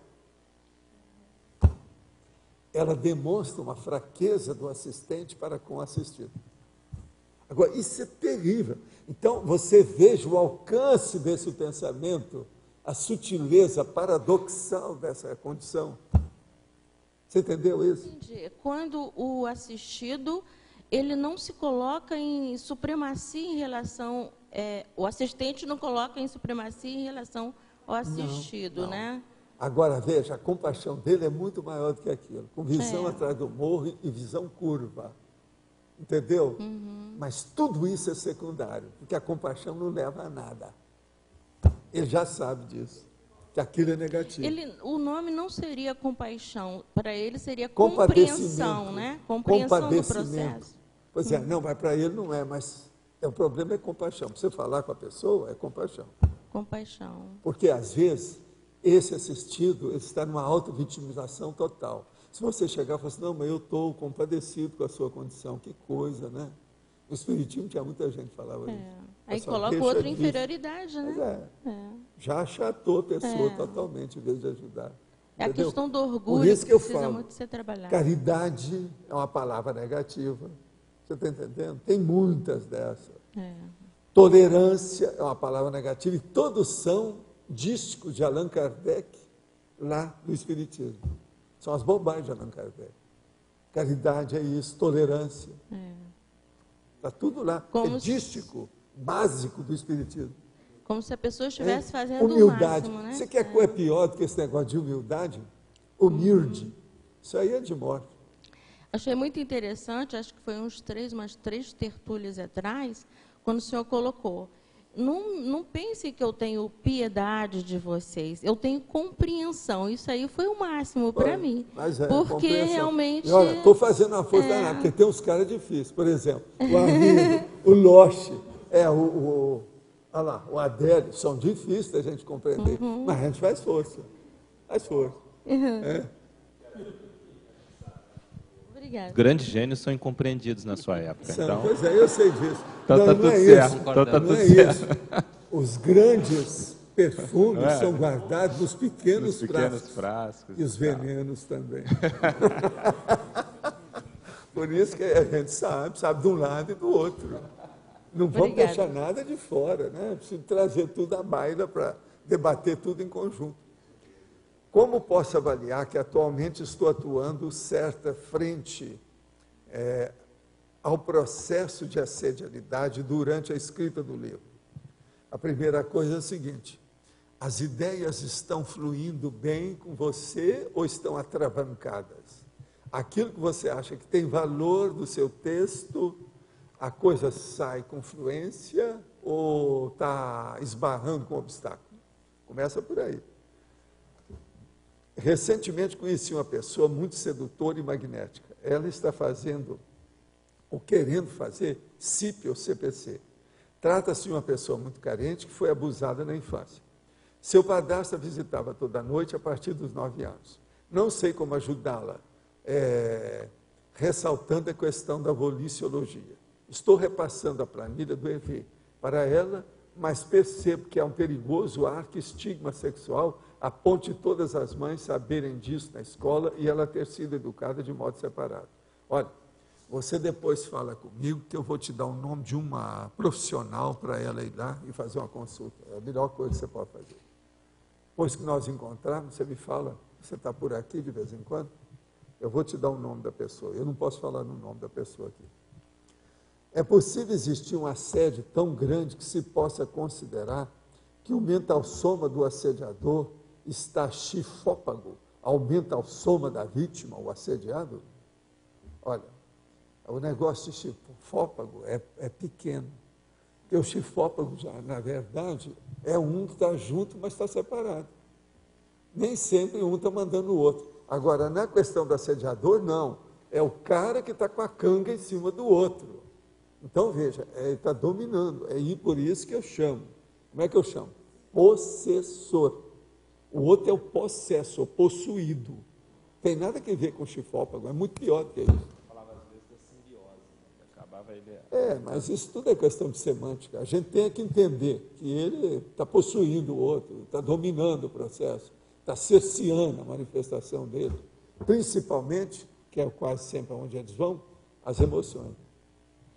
Professor, ali na página 50, em taxologia, o senhor apresentou ali duas categorias básicas de miudezas, né? As úteis e as patológicas. Eu tinha duas questões aqui. Se o senhor poderia falar um pouco mais sobre essa relação entre utilidade e dispensabilidade, porque a priori eu comecei a imaginar que se é útil, não seria dispensável, e percebi que é em vários casos.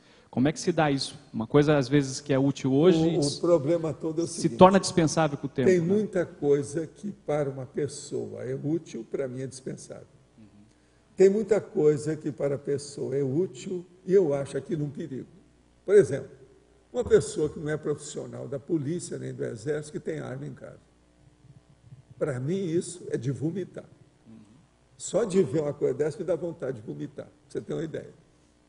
Quer dizer, não tem utilidade nenhuma. Há uma contextualização, portanto, é óbvio. A contextualização é pior, né? É uma má intenção, incita que a pessoa mantém, às vezes, até inconsciente, ela não sabe daquilo. Porque uma pessoa que tem uma arma, um revólver, não é para matar passarinho, é matar gente. Ninguém vai ter uma metralhadora em casa para matar passarinho. Gente, vocês já viram alguém matar passarinho com metralhadora? Não. É gente. Não é para matar o H1N1. É gente. Tudo é gente. Não é para matar barata, nem rato. É gente. Quer dizer, o negócio é terrível você pensar nisso. Então, veja, o que é utilidade e o que é dispensabilidade da história. Uma coisa, você já viu que eu tenho aí, que eu já trouxe, é capaz de estar aqui, usabilidade. Você já viu esse verbete? Então, é bom ver. Aqui, ó. Qualquer coisa está aqui. 4.000, alguma coisa? Né? É só pegar aqui. Não, esse usabilidade deve estar aqui no 7º, entendeu? É bem possível. Posso ir fazendo a segunda enquanto isso aqui? Pode falar. A outra é, ali embaixo, em patológica, do jeito que está escrito, deu a entender que é possível encontrar uma miudeza patológica que não seja dispensável. Agora, o senhor falando, eu fiquei pensando... Agora está em cima do lance o negócio, né? Não, por isso que eu trouxe isso para cá, porque agora é o seguinte, o tira-tema aqui é soco na cara e fratura exposta. Qualquer coisa eu pego o volume, dou na cabeça da pessoa, porque aí não vai ter jeito, é o que eu estou fazendo aí.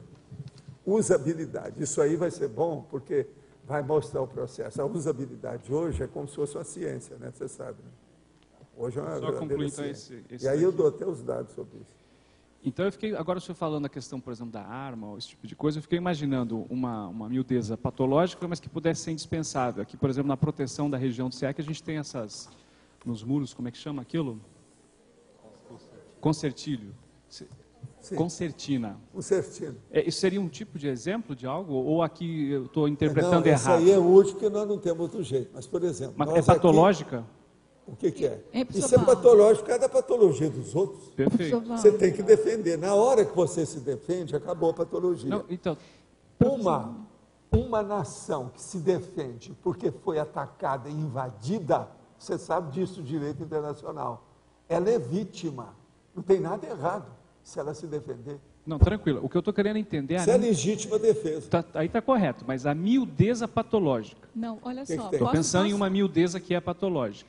Ela não é limpeza, ela não é patológica. Não é patológica. Não. Mas aí que eu queria entender, do jeito que está escrito 2... Júlio, patológica 2, aqui, ó, patológico. E não raramente, dispensar por ser regressiva. Por exemplo, o cinzeiro, a adega, o bar doméstico. Esse nós podemos acabar, não tem nada. Perfeito. Mas veja... Mas aqui, eu queria entender o não raramente. Uma adega, às vezes, pode matar mais do que a concertina Professor Valdo, ou a cerca elétrica. Posso tentar ajudar? Porque inicialmente eu tive essa dúvida. O que eu entendi depois é assim, ó, não raramente dispensáveis por serem regressivas. Existem outras patológicas que são dispensáveis por outros motivos. Esse então, daqui é por serem regressivas. A patológica é sempre dispensável? Na minha terra... Se é, então... então... Aqui, arranja uma coisa patológica que não seja dispensável. Fala para mim aí que eu quero ver se você... É o que eu estava tentando achar e não conseguimos. Agora, não é colocar o dispensável... Hoje. Professor, então vamos ver lá. Não seria colocar o dispensável, então, antes aqui da vírgula? Quer dizer, patológica... Não, isso tudo é semântica. Ô, Júlio. Semântica. É que essa daqui é não dispensável vamos no por essa juízo categoria de ser regressiva. Isso aí é semântica, é bobagem. Tá. O negócio está bem claro. Eu não ouvi como que é. É porque, no meu entender, esse tipo de dispensabilidade aqui é por ser regressiva. Ele está dando uma categoria de dispensabilidade. Não, e a categoria aqui é a Todas coisa mais elas séria. são dispensáveis. A coisa mais séria é o úteis e patológicos. Úteis e patológicos. Semântica era correta antes. Mas não dá a entender aqui. Ela gera essa... Agora, não, raramente está antes. Eu vou ler tudo para todo mundo aí entender. Presta atenção. Taxologia. Sob a ótica da autodiscernimentologia, eis, por exemplo, na ordem funcional, duas categorias básicas de miudezas a serem pesquisadas por qualquer consciência lúcida. Quer dizer, vocês querem pesquisar? Já pode começar por essa. 1. Úteis e não raramente dispensáveis, por serem atravancadoras. Por exemplo, o celular, o telefonema, o e-mail. O ideal seria que a gente dispensasse o celular, porque ele dá câncer. No entanto, a maioria não consegue fazer isso. O Brasil é um dos países que tem mais celular na cabeça do povo. Agora, 2, patológico, e não raramente, dispensáveis por serem regressivas. Por exemplo, o cinzeiro, a adega, o bar doméstico. Por exemplo, bar doméstico.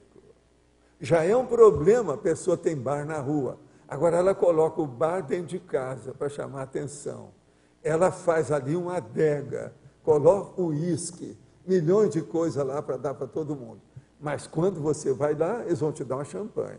Agora veja, isso tudo está correto? O ideal seria acabar com isso, isso é patológico. Agora, tem mais coisa, eu só dei esse para a pessoa ter um exemplo, né? Saber o que se passa. E-mail. Por exemplo, e-mail é aquilo que eu falo. O cara foi ao banheiro. Não, ele foi passar um e-mail. Foi ao banheiro. Por quê? Tem e-mail de tudo quanto é tipo. É preciso ter cuidado. Mas veja, feliz ou infelizmente, essas coisas vieram para ficar. Eu só não sei o seguinte, elas vão ficar durante quanto tempo? Um século? Professor. Como é que fica? Vamos ver o que vai dar. Então, o desafio aí da miudeza é o discernimento para poder entender o nível de detalhismo que é prioritário. Todo desafio nosso aqui é um só, autodiscernimento. É o tempo todo. Por exemplo, qualquer coisa que você pode falar, não, o desafio maior disso é o autodiscernimento. Qualquer coisa você vai acertar sempre, se falar isso. Porque o que falta para nós é autodiscernimento. Porque é o detalhismo naquilo que interessa realmente, e o descarte daquilo que agora, realmente não interessa. Agora, a miudeza, ela é importantíssima, vocês estão começando a ver. Eu já trouxe verbete aqui, se vocês quiserem, está tudo agora na frente. Cuidado com o que vocês vão falar do Oravante. Por exemplo, tem o da nuance, que é o caso de pensar, porque tem a da nuance, é bom vocês fazerem, estabelecer, ver se eu estou repetindo tudo da nuance, mete o pau, faça uma crítica, veja, vamos ver como é que está a nuance. Miudeza e nuance estão, assim, ó, são parentes próximos, tem aproximações sim. Porque de miudeza em miudeza evitável, você vai perdendo muito tempo. E perde a produtividade, pode perder até ProEx também. Não perde só tempo, não. O que perde mais é a energia, a oportunidade, as companhias. A miudeza acaba com tudo. É um problema. Isso aí é sério. Tá certo? Agora aqui, recebo muitos feedbacks de ser detalhista do trabalho que faço. Isso vem do resultado baseado em fatos. Mas está claro também o percentual de perfeccionismo que implica direta e negativamente no fraternismo manifesto, alto e hétero, implicando em perdas evolutivas. Essas duas coisas podem coexistir numa espécie de ambiguidade?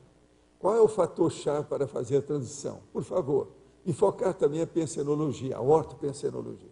Não, o problema é o seguinte, quando você é detalhista e já descobriu que o detalhismo é superior ao perfeccionismo, você então é muito burro se continua com algum perfeccionismo.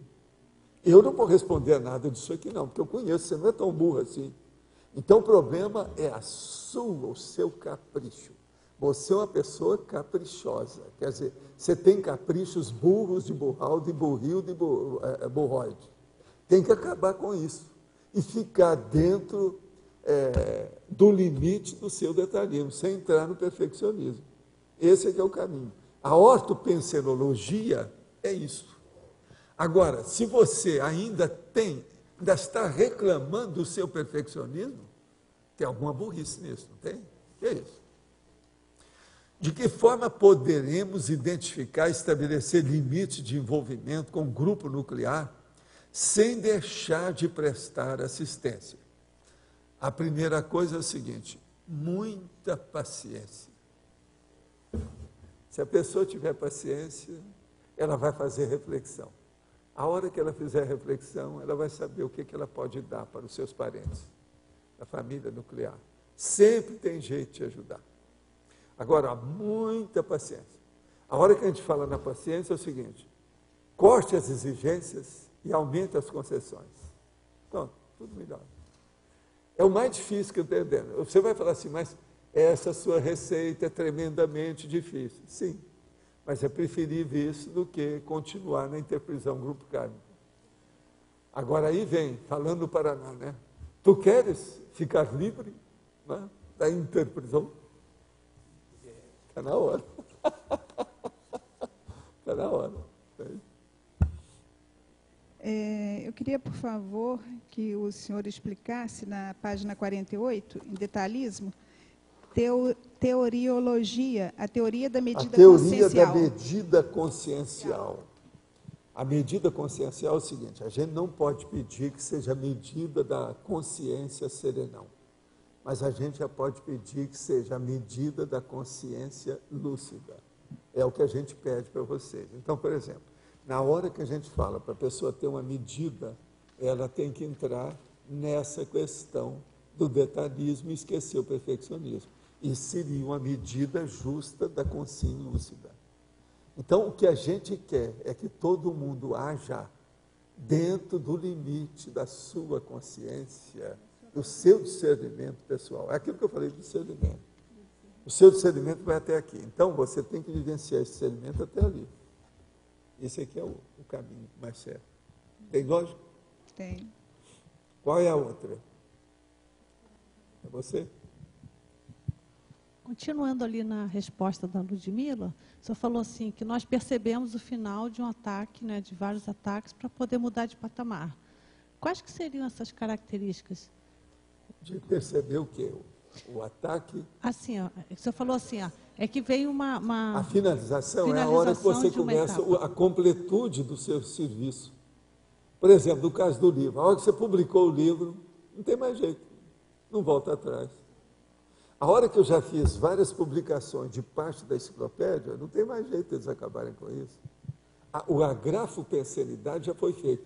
Agora veja, essa grafopensenidade ou pensenologia que eu estou falando, ela não serve só para livro, não. É qualquer coisa que a pessoa está fazendo. É a assinatura pensênica dela nessa vida, seja o que for. Não é só o livro, não.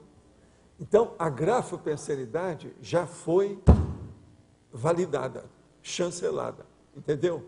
Já assinou embaixo. Aquilo não volta atrás. É isso que interessa. Então, a pessoa tem que ver isso. No caso do livro, se a pessoa está escrevendo, é isso. Só vai acontecer na hora que o negócio encaminhou, já está para ser publicado, já encadernou. A situação toda é essa. Nessa questão da ciclologia, eu falo sobre esse problema.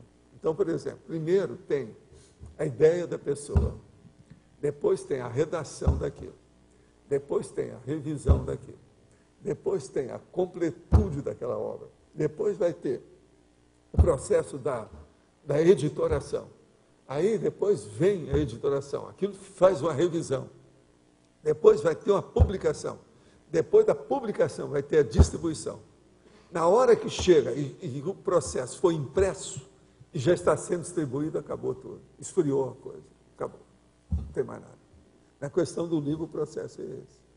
Agora, depois disso vem a distribuição, os autógrafos seus, as críticas que você vai receber. Às vezes, esses caras depois passam para o outro lado. Eles vão começar a fazer crítica daquilo que você escreveu, para ver se acaba com o seu livro. Mas não adianta. Se ele já está publicado, acabou. Entendeu? Agora, veja, eu, sabendo de tudo isso, banquei o Vivório. Na hora que eu falei assim, Espiritismo era uma coisa. Eu recebi 26 livros lá, psicografados. Mas aquilo é fácil. Agora, eu vou fazer uma coisa por mim, muito mais séria. Então, na hora que eu faço o Projeciologia, eu faço 5.000 exemplares gratuitos e falo com a pessoa, você faz a crítica do meu texto e manda para mim. Se você quiser um outro, eu mando um outro volume novo para você, um outro exemplar. Tinha gente que mandava para mim e não queria outro. Então, esse é que às vezes eu poderia arranjar alguma ideia, mas, olha, foi um fracasso esse negócio. A maioria eu não tive muito enriquecimento de nada. Então, aí eu vi que o meu livro era sério. Por quê? A plateia estava inferior à média do livro. Entendeu como é que é? Agora, isso foi a maior prova que eu tive. Eu vi isso 1 ano depois. Eu já tinha noção daquilo. Aí eu fui seguir aquilo que os americanos falaram para mim. Guarda alguns exemplares para você calçar no futuro a situação. Por isso ainda tem exemplar até hoje aí que eu guardei. Que eu mandei para o exterior mais de 1.000 exemplares desses, tudo quanto é lá, desde o primeiro.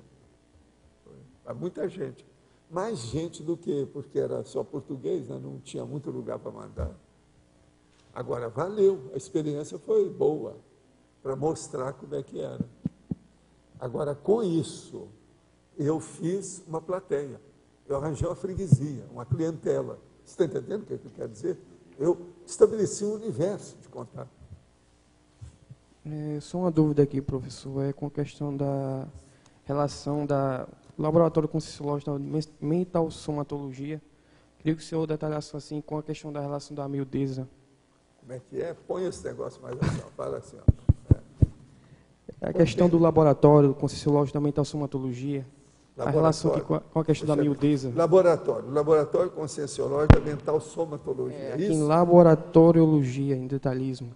Pois é. A questão da relação com a miudeza. O caso todo é o seguinte, o da mental somática é aquele do discernimento. Então, a pessoa vai para o laboratório para pensar um discernimento daquilo que precisa. É a base de tudo que a pessoa precisa. Então, em matéria de miudeza, é um dos laboratórios que a gente precisa mais. Por isso que eu coloquei aqui. Mental somatologia. É o do autodiscernimentologia. Entendeu? É a mesma coisa. No caso, teria uma relação com a miudeza. O quê? Com a miudeza, sim. No caso, a pessoa saber discernir o que é que vale a pena jogar fora e o que vale a pena conservar. No caso, teria uma relação também com aquela conversa que a gente teve um tempo atrás sobre a questão do mental soma, que eu tinha falado para o senhor. Com a questão da questão da se sentir pequena, aquela coisa toda, né? É isso aí. Questão da miudeza, né? Você está no caminho, é por aí. Você falou que ia guardar uns exemplares para se calçar no futuro, em que circunstâncias seria? Não, você já viu que a Nara tem alguns exemplares da primeira edição até hoje, que está até vendendo, etc. Muitos desses eu guardei porque os americanos falaram para mim para guardar, porque ia ter gente atrás. Realmente eu tinha razão. Só que tem que ainda tinha alguns exemplares que sobraram. Agora, você sabe que, na verdade, nós fizemos foi mais ou menos uns 5.200 exemplares. Mas 200 é porque tinha muito defeito. Uma vez só eu queimei 79 exemplares, está tudo com defeito, lá em Taquatiara. Eu e meu filho, nós queimamos os livros, está tudo estragado. O povo até queria aquilo. Agora, eu não podia dar aquilo em outro lugar para aproveitar no lixo nem nada, porque o livro inteiro, o negócio foi queimar mesmo. Nós fizemos uma fogueira, que era o jeito, mas tinha muito defeito os livros. Tudo trocado, sabe como é que é? Página, caderno inteiro trocado um no outro.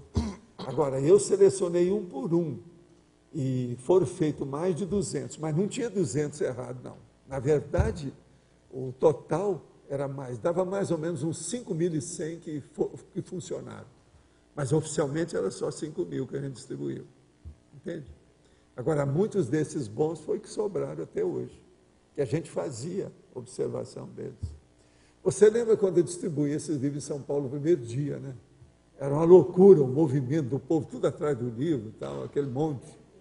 Pois é, a primeira edição. Agora, tudo feito de caso pensado para ver se me ajudava. Me ajudou. A minha técnica de lançar o livro foi muito bem bolada. E outra coisa, deu conta em todo mundo. O primeiro que eu dei foi o Adolfo Aires, que não queria que eu desse o livro gratuito, de jeito nenhum. O senhor já teve a oportunidade de falar para nós aqui a respeito do escritor que escreveu um livro e depois não toca no assunto. O senhor falou em dois, eu me lembro do Paulo Coelho. Eu gostaria que o senhor falasse um pouco sobre o livro dele. O Jorge Amado, você está entendendo? O Paulo Coelho fez um livro que tem o livro lá embaixo, que chama Arquivos do Inferno, que ele não gosta de falar nele, porque aquilo ele estava totalmente pirado. E o outro é o Jorge Amado, que escreveu o Mundo, o Paraíso Vermelho, que era o povo do Stalin. Por que ocorre isso? Ele também voltou atrás. Esse livro foi publicado como se fosse um pacotinho, assim, ó, cheio, grosso, grandão. Eu li. Eu não tenho esse livro. Já o livro do Paulo Coelho a gente tem. Agora, muitos desses autores, depois eles vão atrás para desfazer do livro.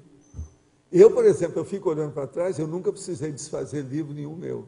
Eu honro todos eles, inclusive da psicografia. Eu nunca deu conta em nada. Entendendo? Isso eu mostro, que nesse ponto eu fui mais vivo que esse povo. Por que ocorre isso? Ocorre porque a pessoa fica fadigada. O primeiro livro que ela vai lançar com aquelas coisas todas, ou senão ela está super entusiasmada com alguma coisa e passa da conta. Na hora que passa da conta, ela vai fazer besteira. Ela depois amadurece, vê as bobagens que aconteceram, o que o livro ocasionou, ela quer voltar atrás, mas o livro está na rua, não tem jeito de recuperar aquilo mais. Você está entendendo? Então, isso é que é um livro, então, bastardo. Obrigado. O autor, você está entendendo, colocou o livro na bastardia.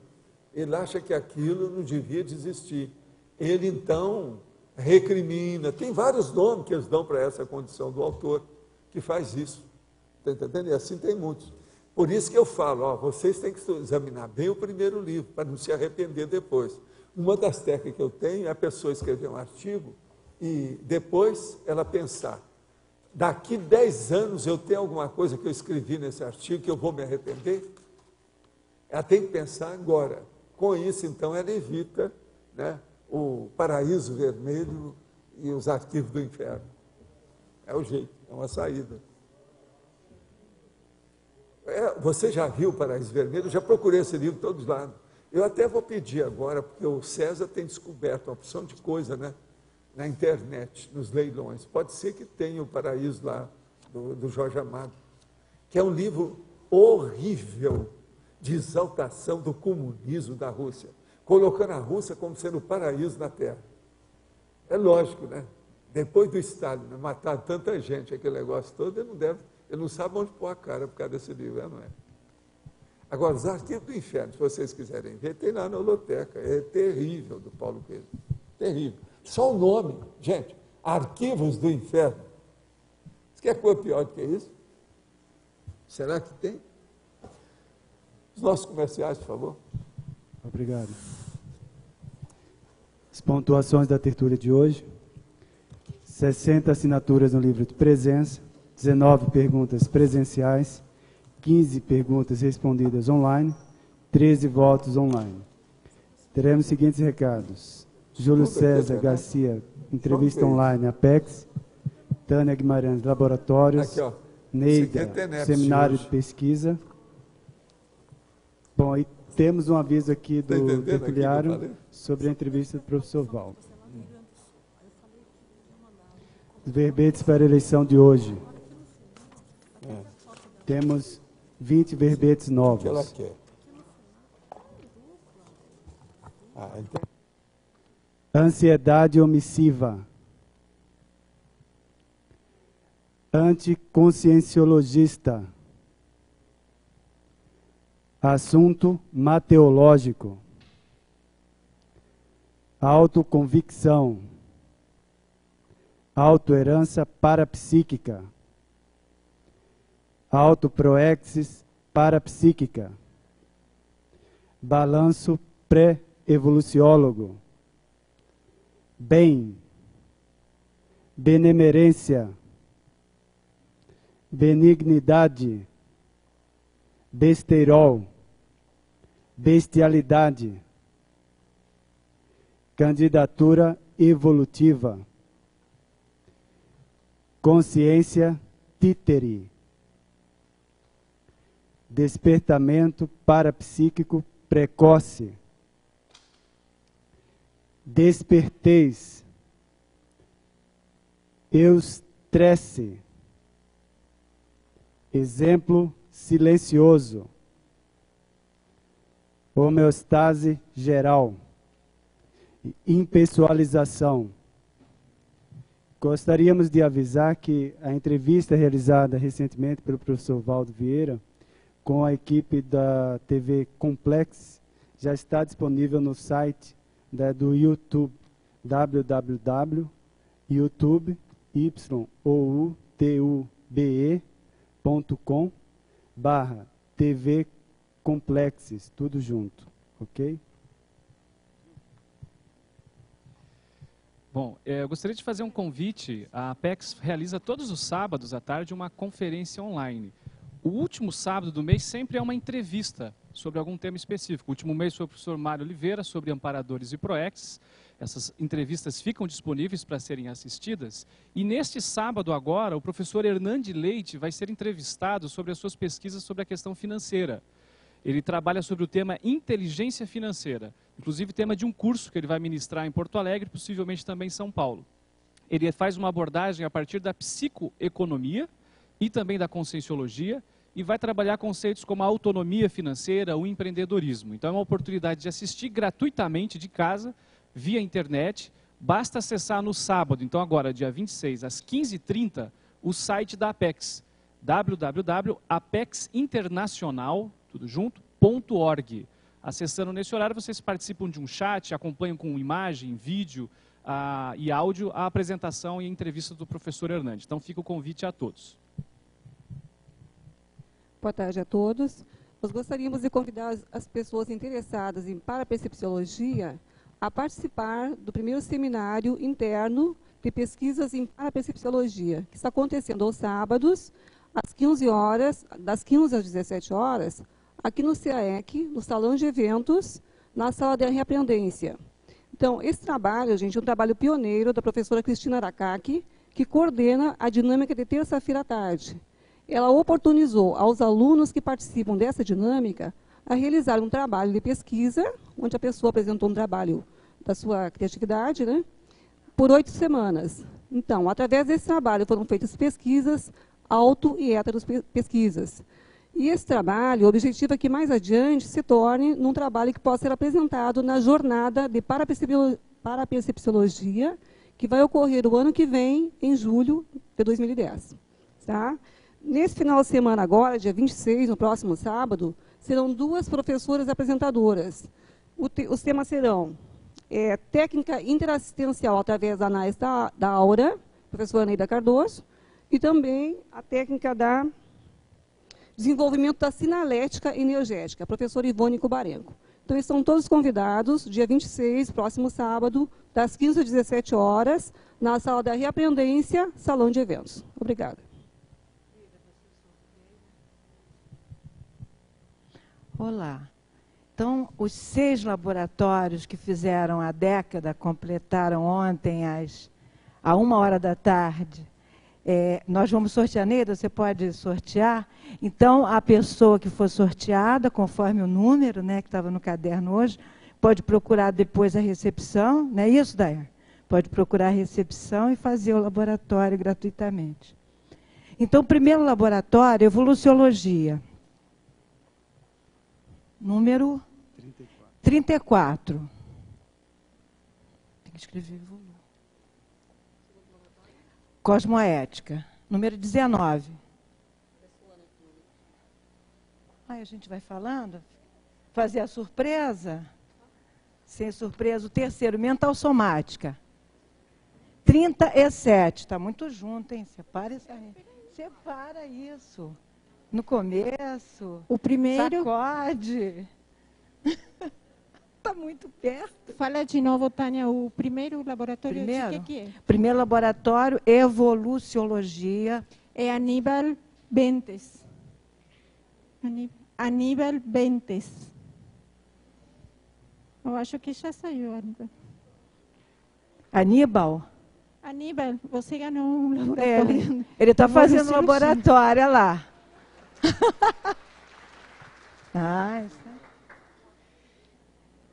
Cosmoética. Cosmoética, Mariana Molina. Ela saiu, Mariana.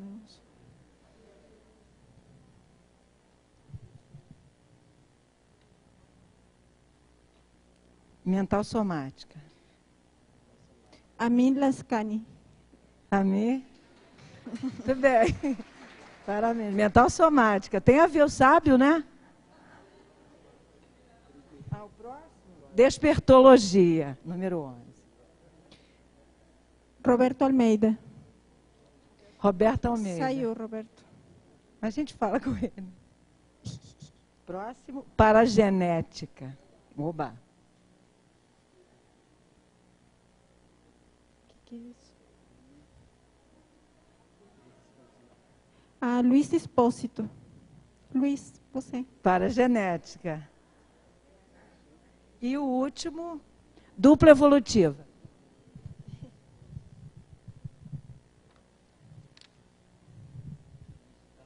Qual que você pegou? Mental somático. Maximiliano Hahnemann. Quem? Max.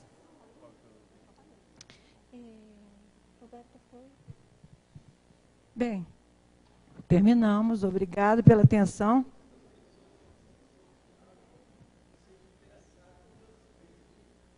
Depois da década, né?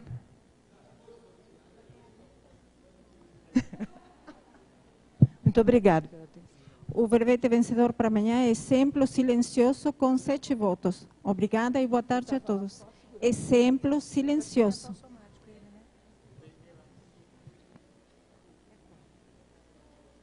Eu não sei. Está na sequência aqui. Está na sequência? 1, 2, 3, 4.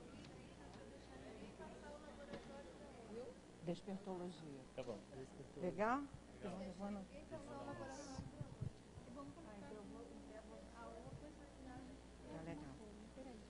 O último foi quem? Dupla evolutivo? Foi quem? Despertologia. Aí eu pego Você é despertologia. Só aí na... Você é paragenética. Escrever aqui. Peraí, Roberto é aqui.